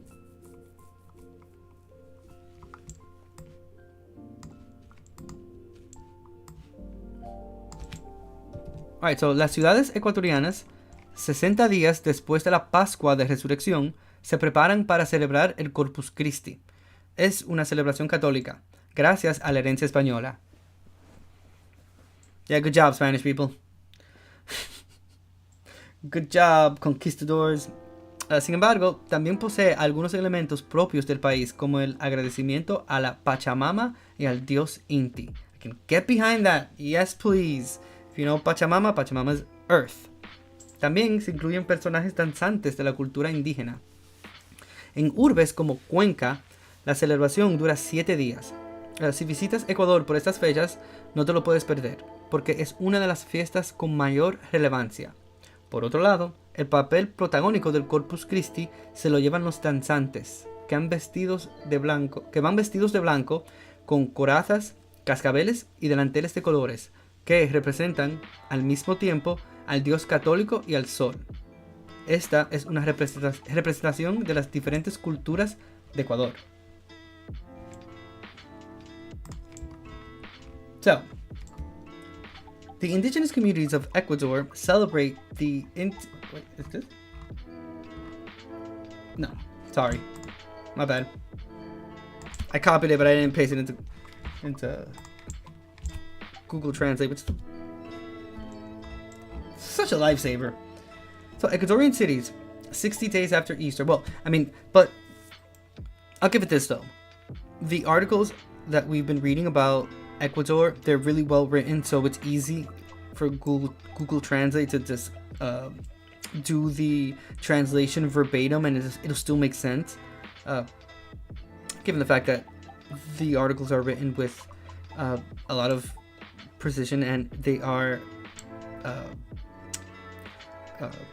it's correct. It's grammatically correct from beginning to end, so that helps Google Translate just be able to do it with in a breeze. So yeah, shout out Google Translate for creating this. Again, I'll say it one more time. You're dumb and ignorant because you choose to be. It's not because you're missing forms or ways of being able to learn things or communicate or better yourselves. So that's kind of on you. But nonetheless, listen to this. Ecuadorian cities, 60 days after Easter, are preparing to celebrate Corpus Christi. It is a Catholic celebration thanks to the Spanish heritage. However, it also has some typical elements of the country, such as gratitude to Pachamama and the god Inti. Also, dancing characters from the indigenous culture are included. In cities like Cuenca, the celebration lasts 7 days. If you visit Ecuador during these dates, you cannot miss it, because it is one of the most important parties. On the other hand, the leading role of Corpus Christi is taken by the dancers, who are dressed in white, with breastplates, bells, and colored aprons, which represent, at the same time, the Catholic god and the sun. This is a representation of the different cultures of Ecuador. Alright, we move on to the next one. Quema del Viejo. It's like burning of the old, I guess. So, una de las costumbres de la cultura de Ecuador que llama más la atención de los extranjeros es que a finales de año hacen lo que se conoce como la quema del viejo. Consiste en quemar un muñeco elaborado con diferentes materiales que simboliza al año que se está terminando. Evidentemente, esta práctica se lleva a cabo algunos días antes de que inicie el nuevo año. Los ecuatorianos suelen vivir este momento con mucha emoción. So you just basically take a lot of things from that year, you put them together, make them into like a doll or something, and you burn that shit. You start the year with better luck. You know what? I'm gonna do that this year. One of the customs of the culture of Ecuador that attracts the most attention from foreigners is that at the end of the year, they do what is known as the burning of the old man. A burning of the old.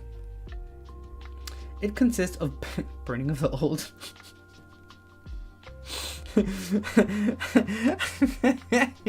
Hide your dad, hide your grandpa, because they're not going to be surviving this one.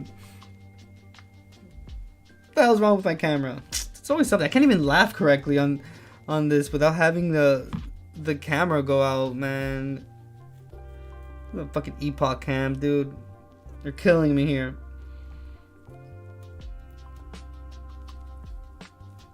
I think Grandpa's not gonna make it past the end. He's not gonna make it past the end of the year. Shit. Listen, it consists of burning a doll made with different materials that symbolizes the year that is ending. Obviously, this practice is carried out a few days before the start of the new year. Ecuadorians usually live this moment with a lot of emotion. Beber guayusa. Oh, I wonder what that is. We're gonna figure out what that is right now. So drinking guayusa. Dentro de las costumbres más antiguas de este país se halla la ingesta de guayusa. Se trata de una bebida elaborada con las hojas de un arbusto propio de esta zona que, de acuerdo con las poblaciones indígenas, tiene propiedades medicinales y aromáticas.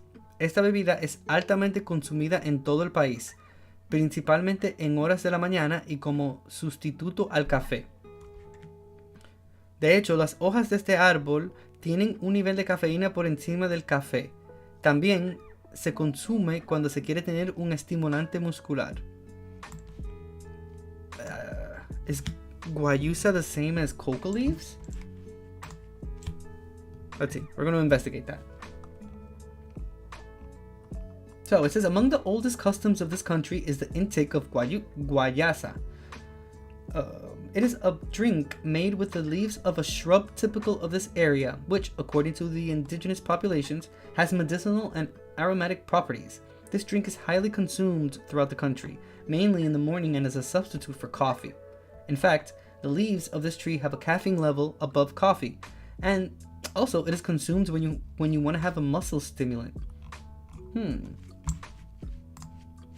Let's see.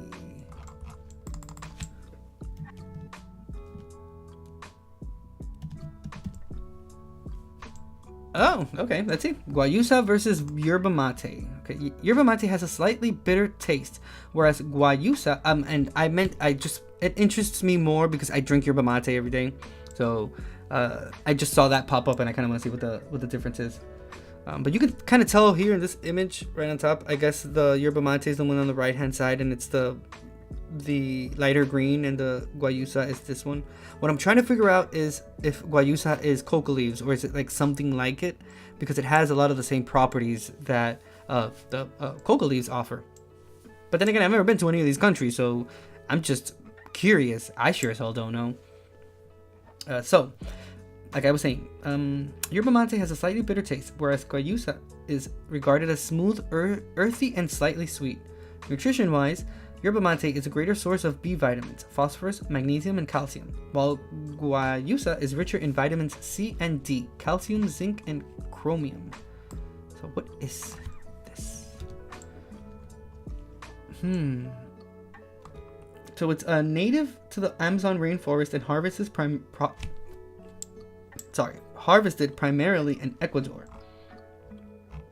Okay, I'm just gonna ask the question. Is guayusa the same as coca leaf?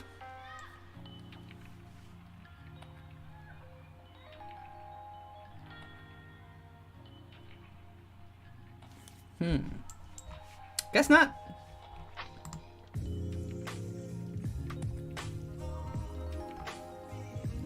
Oh, I guess they're two completely different things. Oh wow, look, shamans of the indigenous Shuar people in Amazonian Ecuador and Peru include guayusa in hallucinogenic herbal formulations. Although it is a stimulant rather than a hallucinogen. Interesting. Okay, so I guess.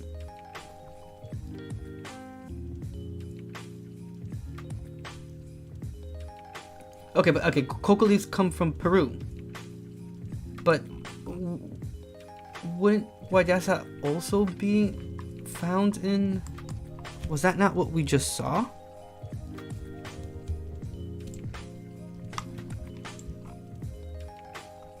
Because it's primarily in Ecuador, but let's see.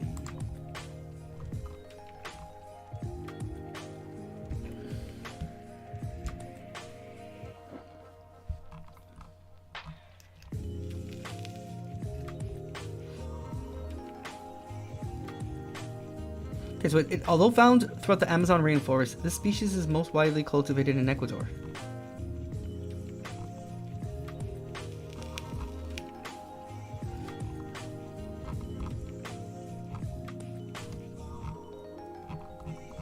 Interesting, right? The more you know.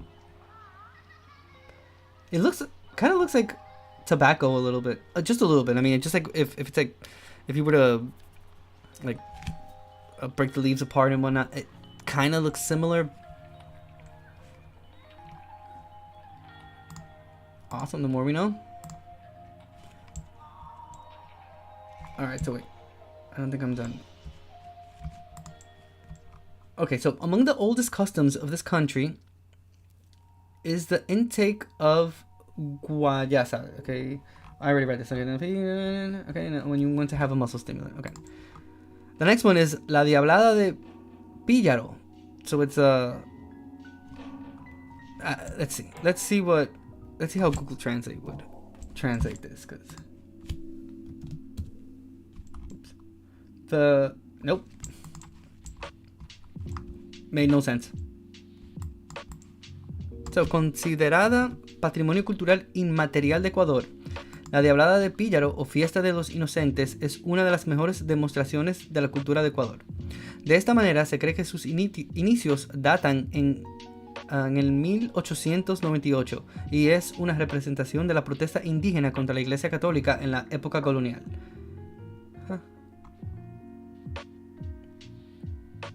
En la actualidad es una fiesta llena de música, danzas y leyendas. En sus inicios se celebraba cuando los indígenas se disfrazaban de personajes diabólicos, como una manera de demostrar su rechazo a la religión católica. En las principales calles de la ciudad vas a observar personas vistiendo como diablos, parejas de línea guarichas y capariches. Según la tradición oral, si participas en esta fiesta, luego tienes el compromiso de seguirlo haciendo por 7 años. De lo contrario, la mala suerte caerá sobre ti. Algunos aseguran que, de no hacerlo por este tiempo, el diablo vendrá por ti. I'm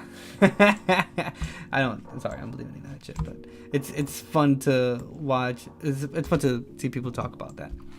I mean, we just saw the Dominican Republic, and we were talking about the similarities. You see what I'm saying? And it's how they used to see it. It was their way of rejecting a Catholic Church. So my indigenous ancestors. I mean, I'm not Ecuadorian, but it's the same in Dominican Republic. I mean, we saw the video. Just look at that little devil on top. Same thing. So it's again all these similarities that we seem to have, and it just it fascinates me. All right, so. Considered Ecuador's intangible cultural heritage, the Diablada de Píllaro, or Festival of the Innocents, is one of the best demonstrations of Ecuadorian culture. In this way, it is believed that its beginnings date back to 1898, and it is a representation of the indigenous protest against the Catholic Church in colonial times. Nowadays, it is a party full of music, dances, and legends. In its beginnings, it was celebrated when the indigenous people dressed up as devilish characters, as a way of demonstrating their rejection of the Catholic religion. In the main streets of the city, you will see people dressed as devils, guarichas, and capariche line couples. According to oral tradition, if you participate in this festival, then you have the commitment to continue doing it so for 7 years. Otherwise, bad luck will fall on you. Some say that if you don't do it by this time, the devil will come for you.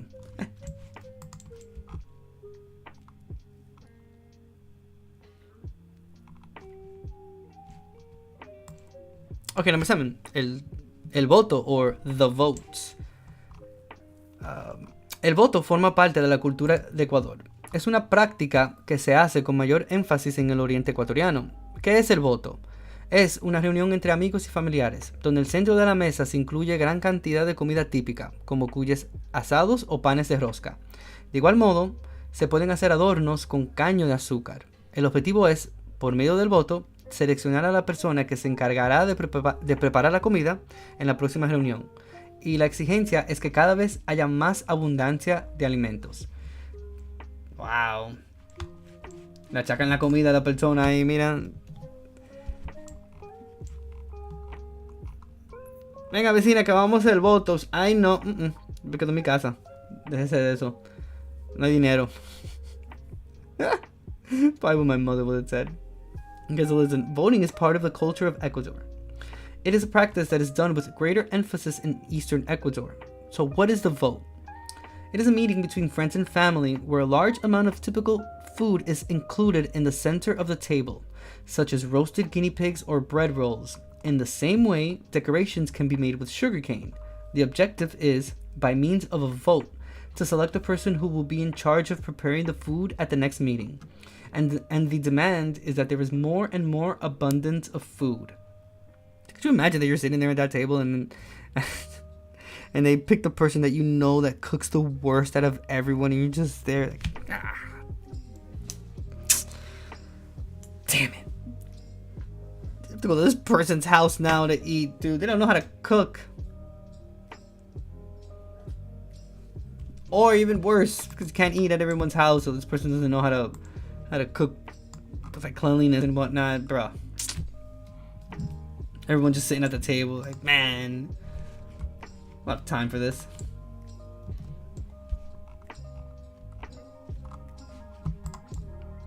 Number 8, chicha de yuca. Oh, I love yuca. Another vegetable we eat a lot in Dominican Republic. Las costumbres de Ecuador están fuertemente relacionadas con la comida, y es que compartir alimentos para ellos es fundamental. Además, es una forma de reforzar los lazos de hermandad y solidaridad. Así que no es de extrañar que otra de sus tradiciones sea compartir chicha de yuca. Es una bebida de las culturas ancestrales de Ecuador. Se cree que los hombres de la comunidad quichua no salían a sus actividades diarias sin tomar esta bebida, y la práctica se conserva hasta nuestros días. Asimismo, cuando llegan a sus hogares al mediodía, vuelven a tomarla. Su sabor es un tanto picante y se ofrece como cortesía a los visitantes. Si vas a las comunidades indígenas de la Amazonia, es probable que te den un vaso de chicha de yuca. No lo rechaces. I would love for them to give that to me. I would love to try that. Please. So the customs of Ecuador are strongly related to food, and it is that sharing food for them is essential. In addition, it is a way of strengthening the bonds of brotherhood and solidarity. So it is not surprising that another of their traditions is sharing chicha de yuca. It is a drink of the ancestral cultures of Ecuador. It is believed that the men of the Quichua community did not go out to their daily activities without drinking this drink, and the practice is preserved to this day. Likewise, when they arrive at their homes at noon, they take it again. Its flavor is somewhat spicy, and it is offered as a courtesy to visitors. If you go to the indigenous communities of the Amazon, it is likely that they will give you a glass of chicha de yuca. Don't reject it. I will not. Would love to be able to try that out. All right, so this is the festival of the crosses.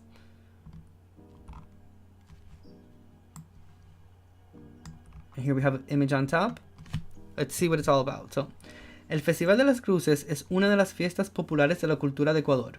Se podría creer que esta fiesta tiene relación con el calvario que pasó Jesucristo cargando la cruz. Sin embargo, los expertos aseguran que es más parecido a ciertas celebraciones de los romanos. Este festival se celebra en el mes de mayo. Lo que no puede faltar es que se haga una demostración de cruces, todas coloridas y de diferentes tamaños.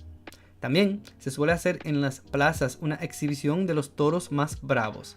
Durante los días de celebración suele haber fuegos artificiales, abundante consumo de bebidas alcohólicas y mucha algarabia. Es común ver a personas rezando durante el Festival de las Cruces.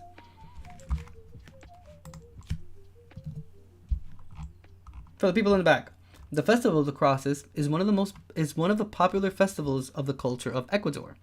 It could be believed that this festival is related to the ordeal that Jesus Christ spent carrying the cross. However, experts say that it is more similar to certain Roman celebrations. This festival is celebrated in the month of May.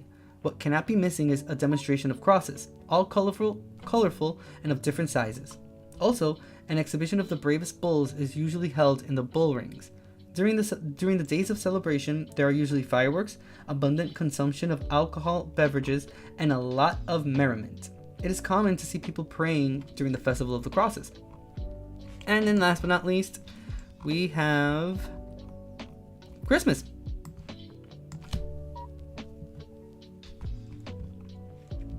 La Navidad es parte esencial de la cultura ecuatoriana. La primera vez que se celebró en el país fue el 25 de diciembre de 1492, por influencia de los españoles. Al principio, los pueblos nativos sentían rechazo por esta festividad, which they should, pero con el paso de los años se ha ido adoptando la Navidad como parte de la cultura y, por influencia de otros países y la globalización, las familias ecuatorianas se han abierto a esta experiencia. Desde hace aproximadamente 50 años, these people that are over that age, se ha podido observar cómo se añaden árboles decorados con adornos navideños y Papá Noel. También cada año se ve mayor presencia de luces coloridas en los lugares públicos. I'll just read it to you guys so you can see, so we can all be on the same page. Christmas is an essential part of Ecuadorian culture.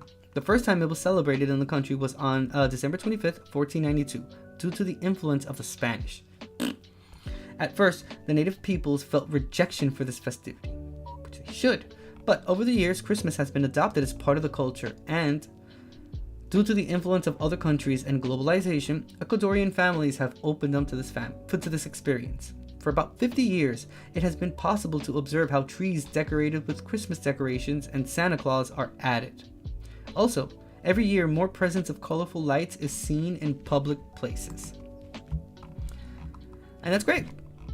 Wow, we've actually been through a whole lot when it comes to culture, folklore, learning about Ecuadorian people, learning about their traditions and their cultures. We'll jump real quick into their history, just so that we can kind of be on the same page with that, understanding where their history came from, their roots. I won't go into it. They have a very, very extensive amount of information in regards to like their history that it would take hours to be able to go through. But we'll just kind of read some. So just to let you know, like, this is the Wikipedia page for Ecuador. So it's really long. There's a lot of different types of there's a lot of information in regards to the country because it's been around for a very long time. So it has a lot to it. But what I can do is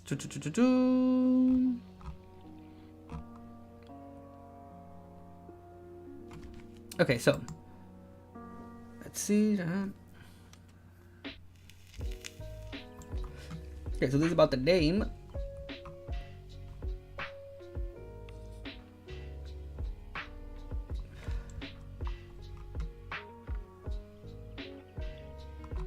Okay.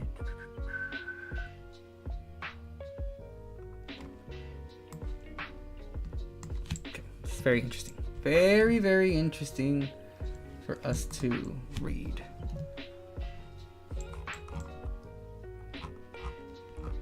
Oh, boo!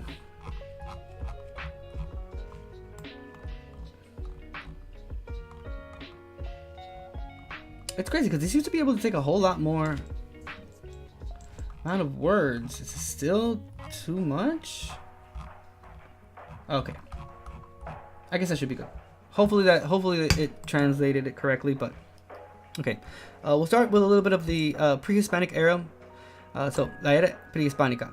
Llegaron inmigrantes amerindios del norte y se mezclaron con los pueblos amazónicos de ascendencia oceaníaco. Sorry. Los primeros asentamientos registrados en el actual territorio ecuatoriano datan 13.500 años. Wow. En el Inga, cultura Las Vegas, Chopchi, Cubilán y pinturas rupestres amazónicas del Paleoindio. As we can kind of see here. Whoa. This is a mythological figure from La Tolita culture. And this was, they say, dates between 100 before Christ and 100 after Christ. And it was found in Esmeraldas.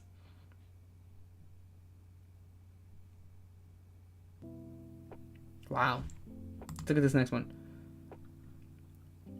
This one is a this is a feminine ceramic figure of Venus from the Valdivia culture. Es una figurilla de cerámica femenina de Venus de la cultura Valdiviana entre 2600 y 1500 antes de Cristo. So this is 2600 to 1500 years before Christ.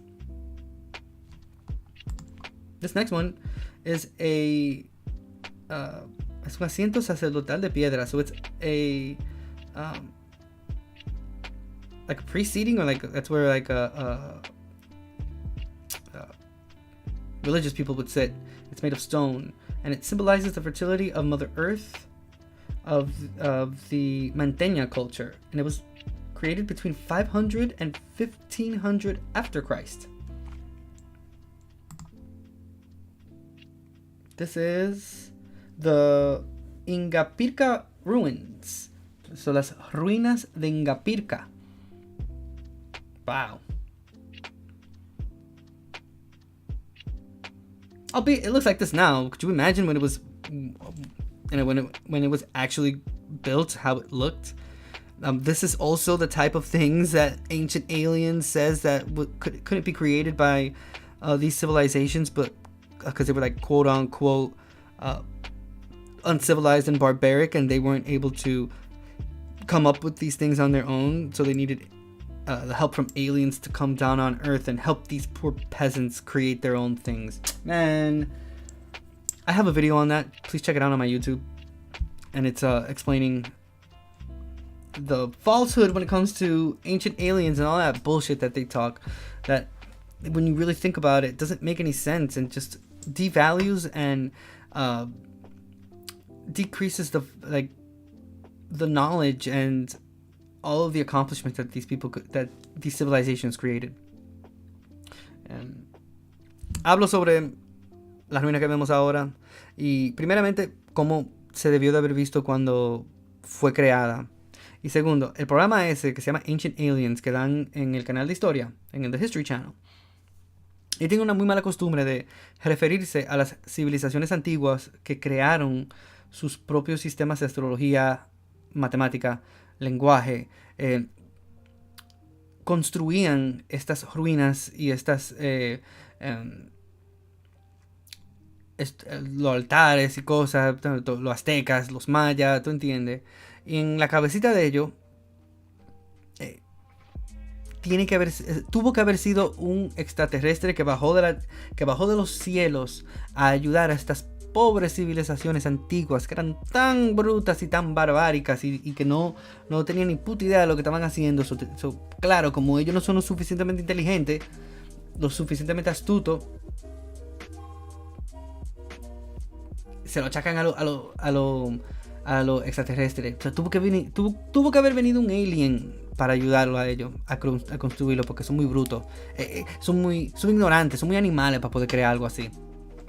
Sin embargo, todas estas civilizaciones antiguas, especialmente las que se encontraban en Latinoamérica, estaban cientos de años de luz más avanzado que las mismas civilizaciones que tienden a decir que ellos fueron los que crearon toda esa pendeja y que ellos fueron los primeros.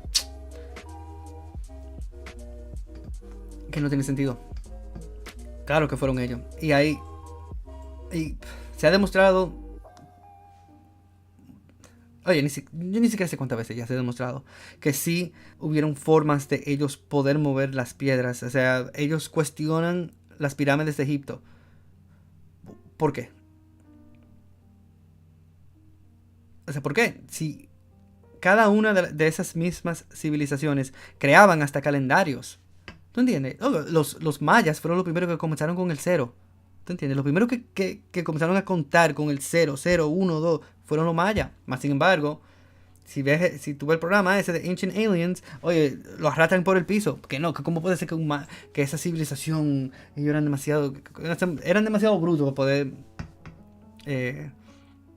crear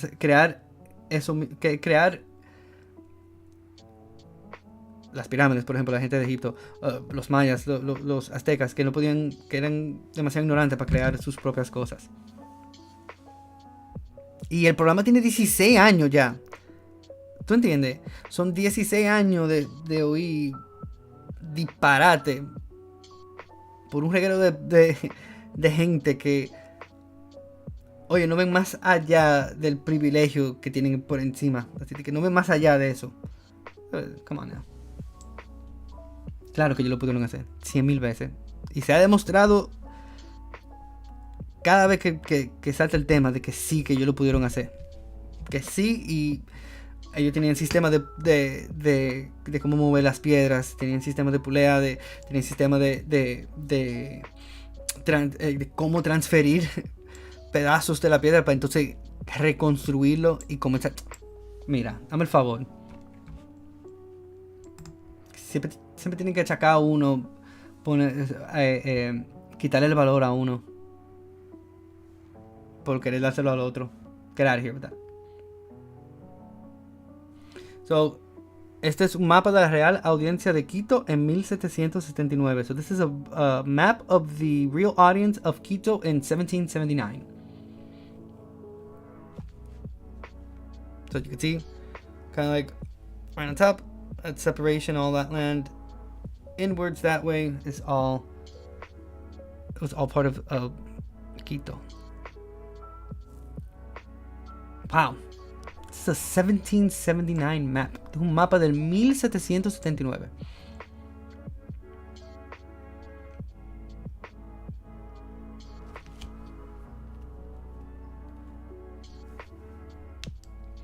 José García de León. Jesus.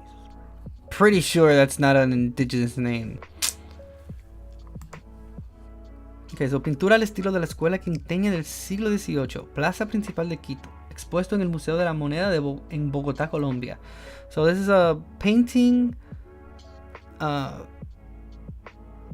styled painting like the school of Quinteña of the 18th century. It's called Plaza Principal de Quito, or it's the principal plaza of Quito, and it has an exposition at the Museum of la Moneda, o Museo de la Moneda, en Bogotá, Colombia.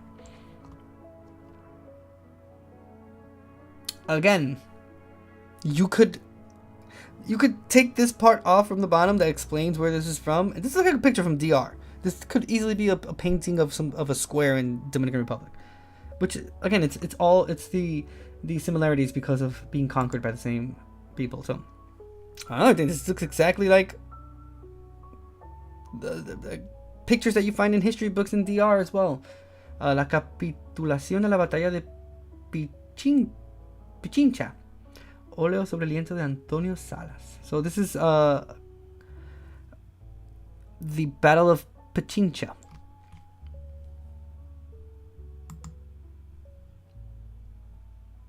Okay, so these are the founders of the National Polytechnical School in 1869 in Ecuador.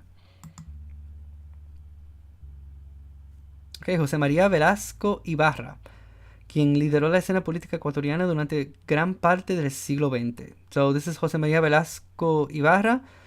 He was the leader of the political scene, of the Ecuadorian political scene during a good chunk of the 20th century. Whoa. So this is an Ecuadorian helicopter called the Super Puma during the War of the Cenepa in 1995 against Peru.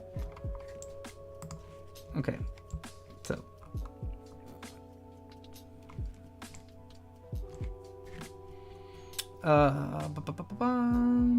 la época prehispánica comprende 4 periodos: paleoindio formativo de desarrollo regional y de integración, o periodo incaico. Durante el periodo formativo se descubrió la cerámica, con la posibilidad de que la cultura valdivia sea una de las alfareras más antiguas de América. También se domesticaron especies vegetales, gracias a la diversidad biológica y climática de la región. Entre ellas, cabe mencionar piña, papaya, zapallo, maní, tomate de árbol, naranjilla, ají y cacao. La agricultura, con un alto nivel de desarrollo en las zonas secas, muestra restos de obras para recolección e infiltración de agua. y un sistema social conocido como albarradas, que alteran el paisaje. Las laderas de montañas en muchas regiones del país tienen restos de andenerías, mientras que en las zonas bajas y húmedas, en las vegas de ríos y orillas de lagos, se encuentran restos de camellones o grandes camas de cultivo con riesgo por inundación. Este último sistema es especialmente interesante por su dimensión en las cuencas de los ríos del litoral, como el río Guayas, con miles de hectáreas dedicadas al cultivo en camellones de gran tamaño.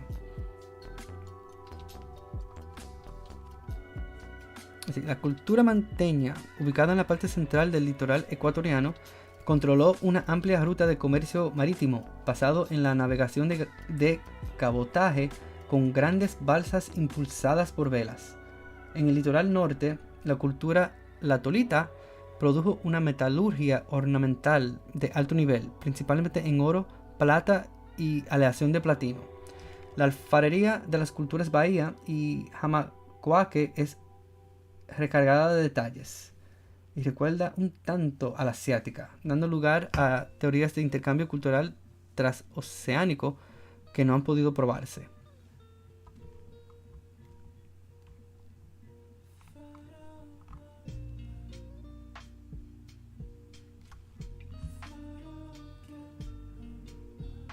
En 1534, el capitán español Sebastián de Belalcázar conquistó las tierras ecuatorianas. Una vez tomada Quito, la refundó como ciudad española el 6 de diciembre de 1534, bautizándola como San Francisco de Quito en honor a Francisco Pizarro. Quito era capital de la presidencia de Quito y de la Real Audiencia de Quito, que formaba parte del Virreinato del Perú. Los españoles utilizaron los asentamientos urbanos indígenas y varios elementos de la estructura social autóctona como base de las nuevas ciudades mestizas para colonizar los territorios que ocuparon. Entonces, in 1534, the Spanish captain Sebastián de Belalcázar conquered the Ecuadorian lands. Once Quito was taken, he refounded it as a Spanish city on December 6, 1534, naming it San Francisco de Quito in honor of Francisco Pizarro. Quito was the capital of the Presidency of Quito and of the Royal Audience of Quito, which was part of the Viceroyalty of Peru. The Spanish used the indigenous urban settlements and various elements of the autochthonous social structure as the basis of the new mestizo cities to colonize the territories they occupied.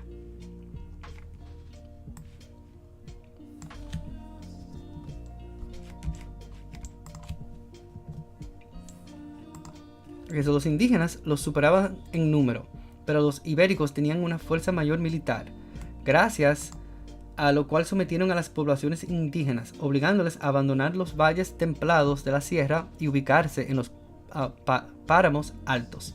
Los incas, además de estar enfrentados entre sí en guerras internas, desconocían las armas de fuego. Se dice que muchos indígenas pensaron que los españoles que montaban sus caballos eran seres de 4 patas y comparaban el sonido de los cañones con el de los truenos. Sin embargo, no pasó mucho tiempo hasta que los indígenas empezaran a defenderse, a pesar de su desventaja. Quito fue el principal asiento español en la zona, y de ella partieron las expediciones que permitieron el descubrimiento del río Amazonas y la fundación del resto de ciudades ecuatorianas. En 1739, Ecuador se integró en el Virreinato de Nueva Granada junto con Caracas, Panamá y Santa Fe de Bogotá. Las relaciones entre la población autóctona y los recién llegados se rigieron por instituciones jurídicas como la mita y la encomienda, esta última aprobada por las leyes de Burgos en 1512 para la defensa de los indios. Enfermedades como el sarampión diezmaron la población indígena. Okay. Here's more info for you.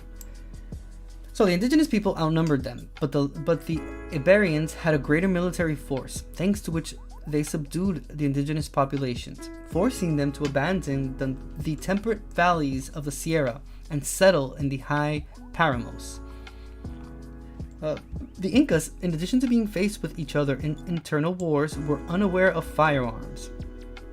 It is said that many indigenous people thought that Spaniards who rode their horses were four-legged beings and compared the sound of cannons to that of thunder. However, it was not long before the Indians began to defend themselves despite their disadvantage. Painting in the style of the Quito school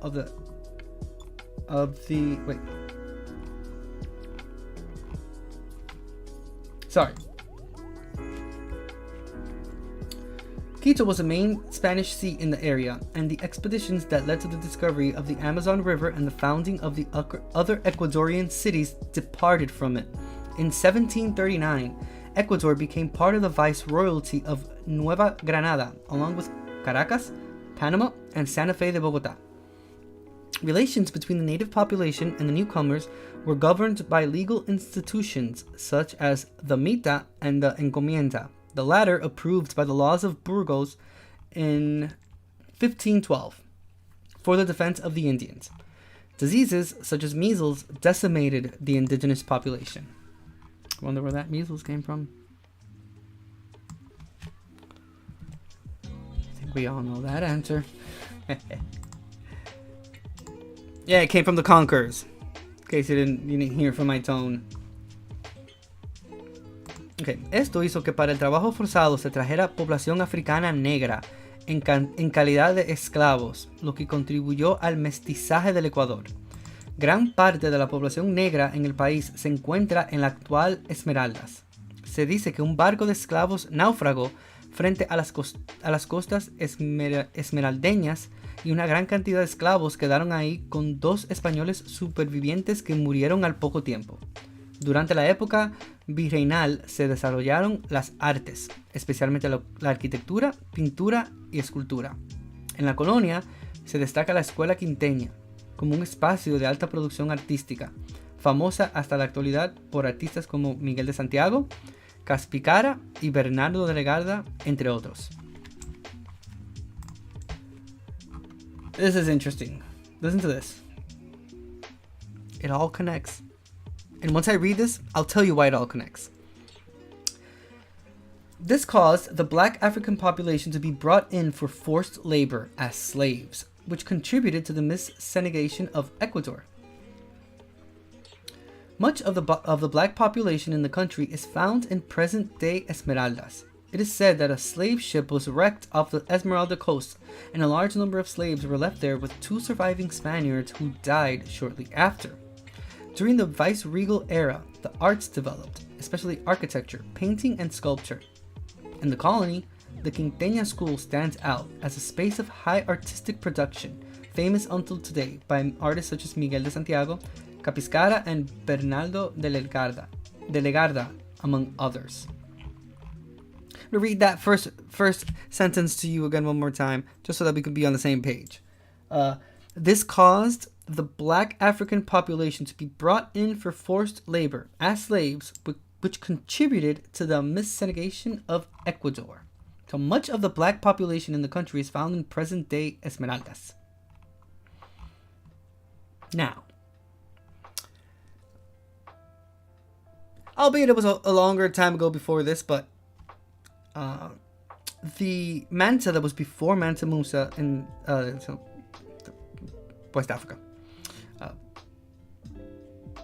the person that was before Mansa Musa, which is considered the greatest, the wealthiest man in history, no man has ever been able to surpass him. The reason why Mansa Musa became emperor was because that previous Mansa had left on an expedition and never came back. It is said that Mansa discovered land in Latin America and settled there, which is why there are many accounts of indigenous people of Latin America, and I think it could be from Ecuador. One of them could be from Ecuador, but I'd have to look into that. They would talk about black people that had spears that were made of gold and they brought with them these riches and things that they had never seen before, and they talk about them settling there with them, but the story kind of dissipates after that, and you don't really have much to kind of prove that, but that's what they say. And let me tell you something, it could well be. I mean, why not? Everything connects once you start digging deep into it. But this is extremely interesting. Okay. We only have a little bit more of time left, so we'll talk about Ecuador's independence. So, los primeros movimientos empezaron en 1809, con la rebelión de los criollos contra el dominio español conocido como Primer Grito de Independencia Americana. El dominio español. Aunque hay otros precursores como Eugenio Espejo, sabio criollo de origen mestizo que lanzó las primeras proclamas por escrito en la publicación El Nuevo Luciano de Quito, los sublevados formaron una junta de gobierno provisional el 10 de agosto de 1809 en Quito, sublevando el poder español y gobernándose autónomamente. Jeez. Sin embargo, los participantes terminaron encarcelados y asesinados en la matanza del 2 de agosto de 1810. Este capítulo de la historia ecuatoriana fue tomada como ejemplo en el inicio de varios procesos liberatorios en Iberoamérica. En esa fecha, los sublevados propugnaban el liderazgo de una junta autónoma de gobierno, cambiar las autoridades en Quito y mantener su autonomía al utilizar la estrategia de las máscaras de Fernando el VII, que consistía en jurar una falsa lealtad al cautivo rey Fernando VII con el fin de mantener la autonomía. La historiografía del Ecuador considera este suceso como el primer grito de independencia hispanoamericana y el inicio del proceso de emancipación de la región. Terminado el dominio francés y con la negativa del rey de España, Fernando VII, de acatar la Constitución de Cádiz, se desencadenaron una oleada de movimientos independistas en la América española. I'm telling you, they should make a TV series about all these countries that have had to go through this. It would make for such great TV. Just filled with so much history. And I hope you guys are enjoying yourselves. Thanks so much for being here. This has been such a great learning day. Ecuador is such an interesting country. And again, we're only skimming through the top of it. There's just so much about the country that's worth talking about. And I've learned so much about it. And I would love to visit the country someday.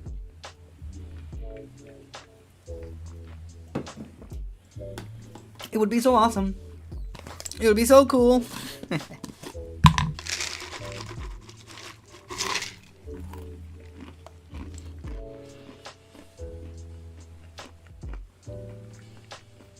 I'm hungry. It's 1 p.m. here. I've been having so much fun, I didn't even realize it's past lunchtime. What am I gonna eat today? I'm in the mood for a burger.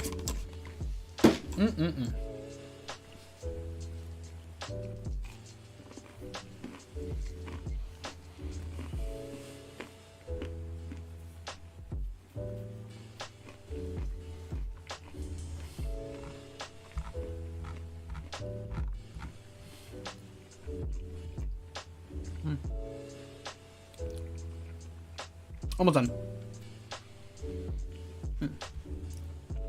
Okay, so the first movements began in this is for Ecuador's independence.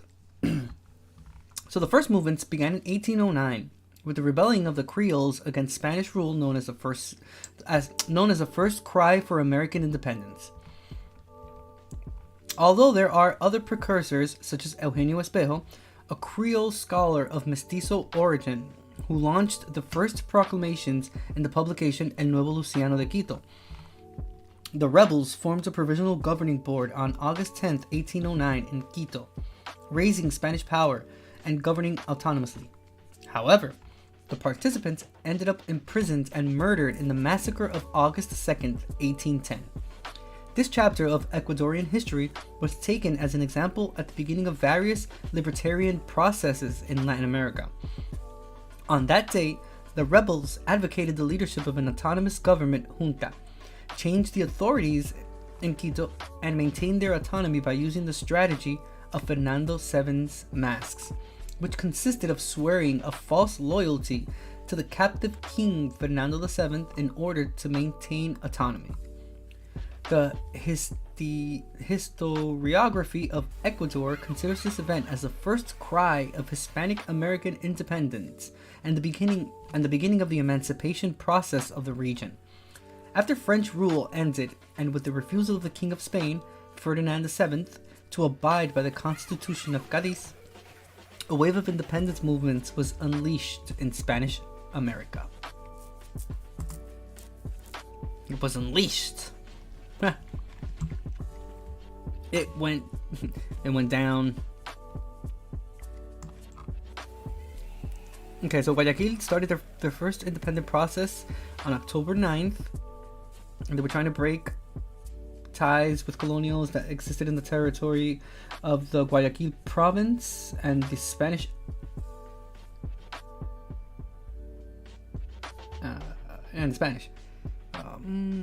and then it paved the way for the resurgence of the free province of Guayaquil. Interesting. Okay, cuando en 1822, let me see, so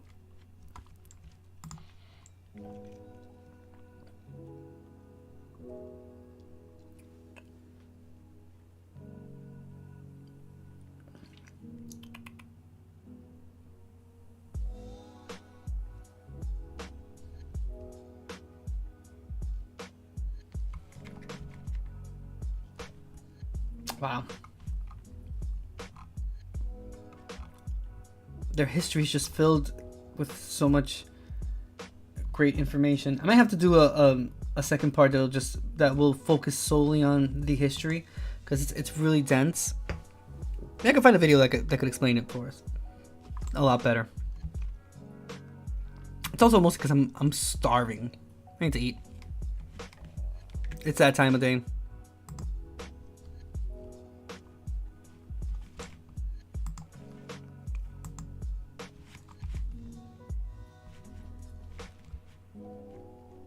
What a wonderful episode, and I had so much fun.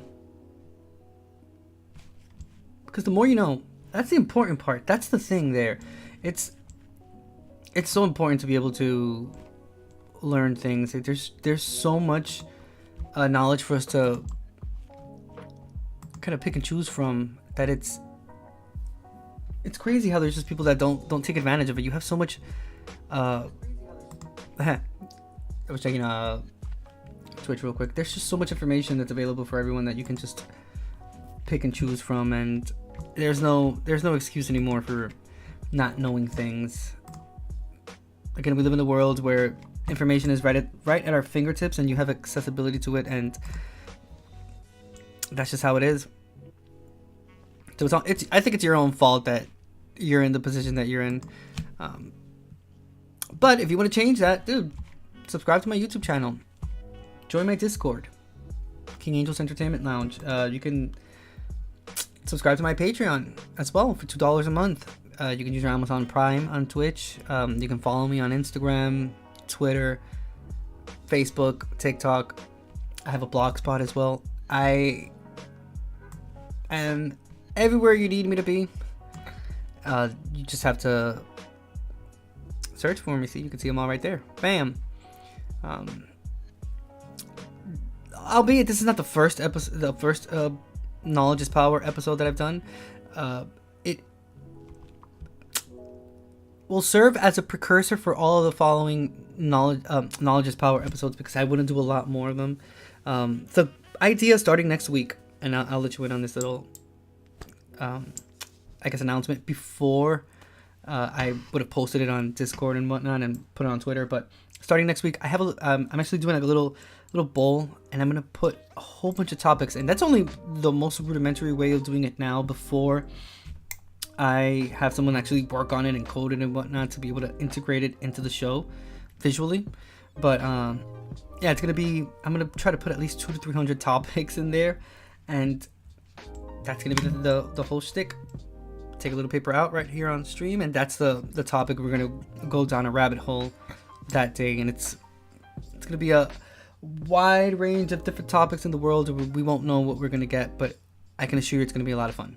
So stay tuned.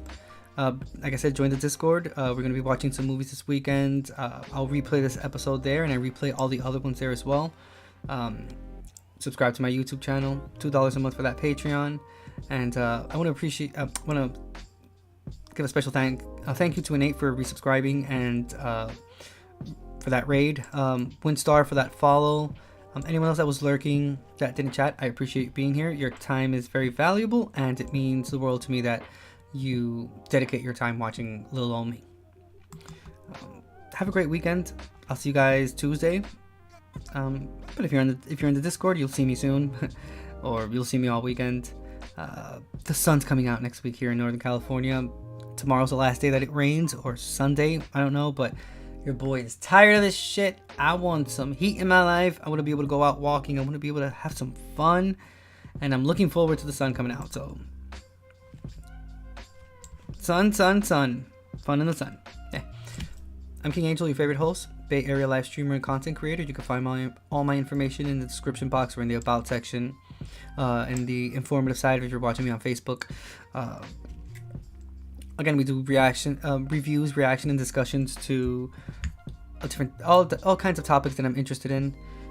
My schedule is Tuesday through Friday, starting at Fridays at 10 a.m., but Tuesdays through Thursdays it's at 9 a.m. Wednesdays we have 7 p.m. as well for true crime murder mystery. And on Tuesdays at 8 p.m., 8 p.m., I go live for Patreon members only over on Discord. Live streams. We watch movies, music, album listens. Jeez, I'm hungry, and I'm gonna make some fried chicken, and I can only think about that fried chicken in my head right now. So, sorry. I was gonna eat burgers, but I just remembered I had that already made. I prepped it last night, so I just have to start frying it. Bam, your boy's having some fried chicken today. Maybe a fried chicken sandwich, bro. Let's go. Add some bacon to it. Just thinking about it. I appreciate you being here. Thank you very much. Enjoy the Golden Gate for the next 5 seconds. 4, 3, 2, 1. Peace.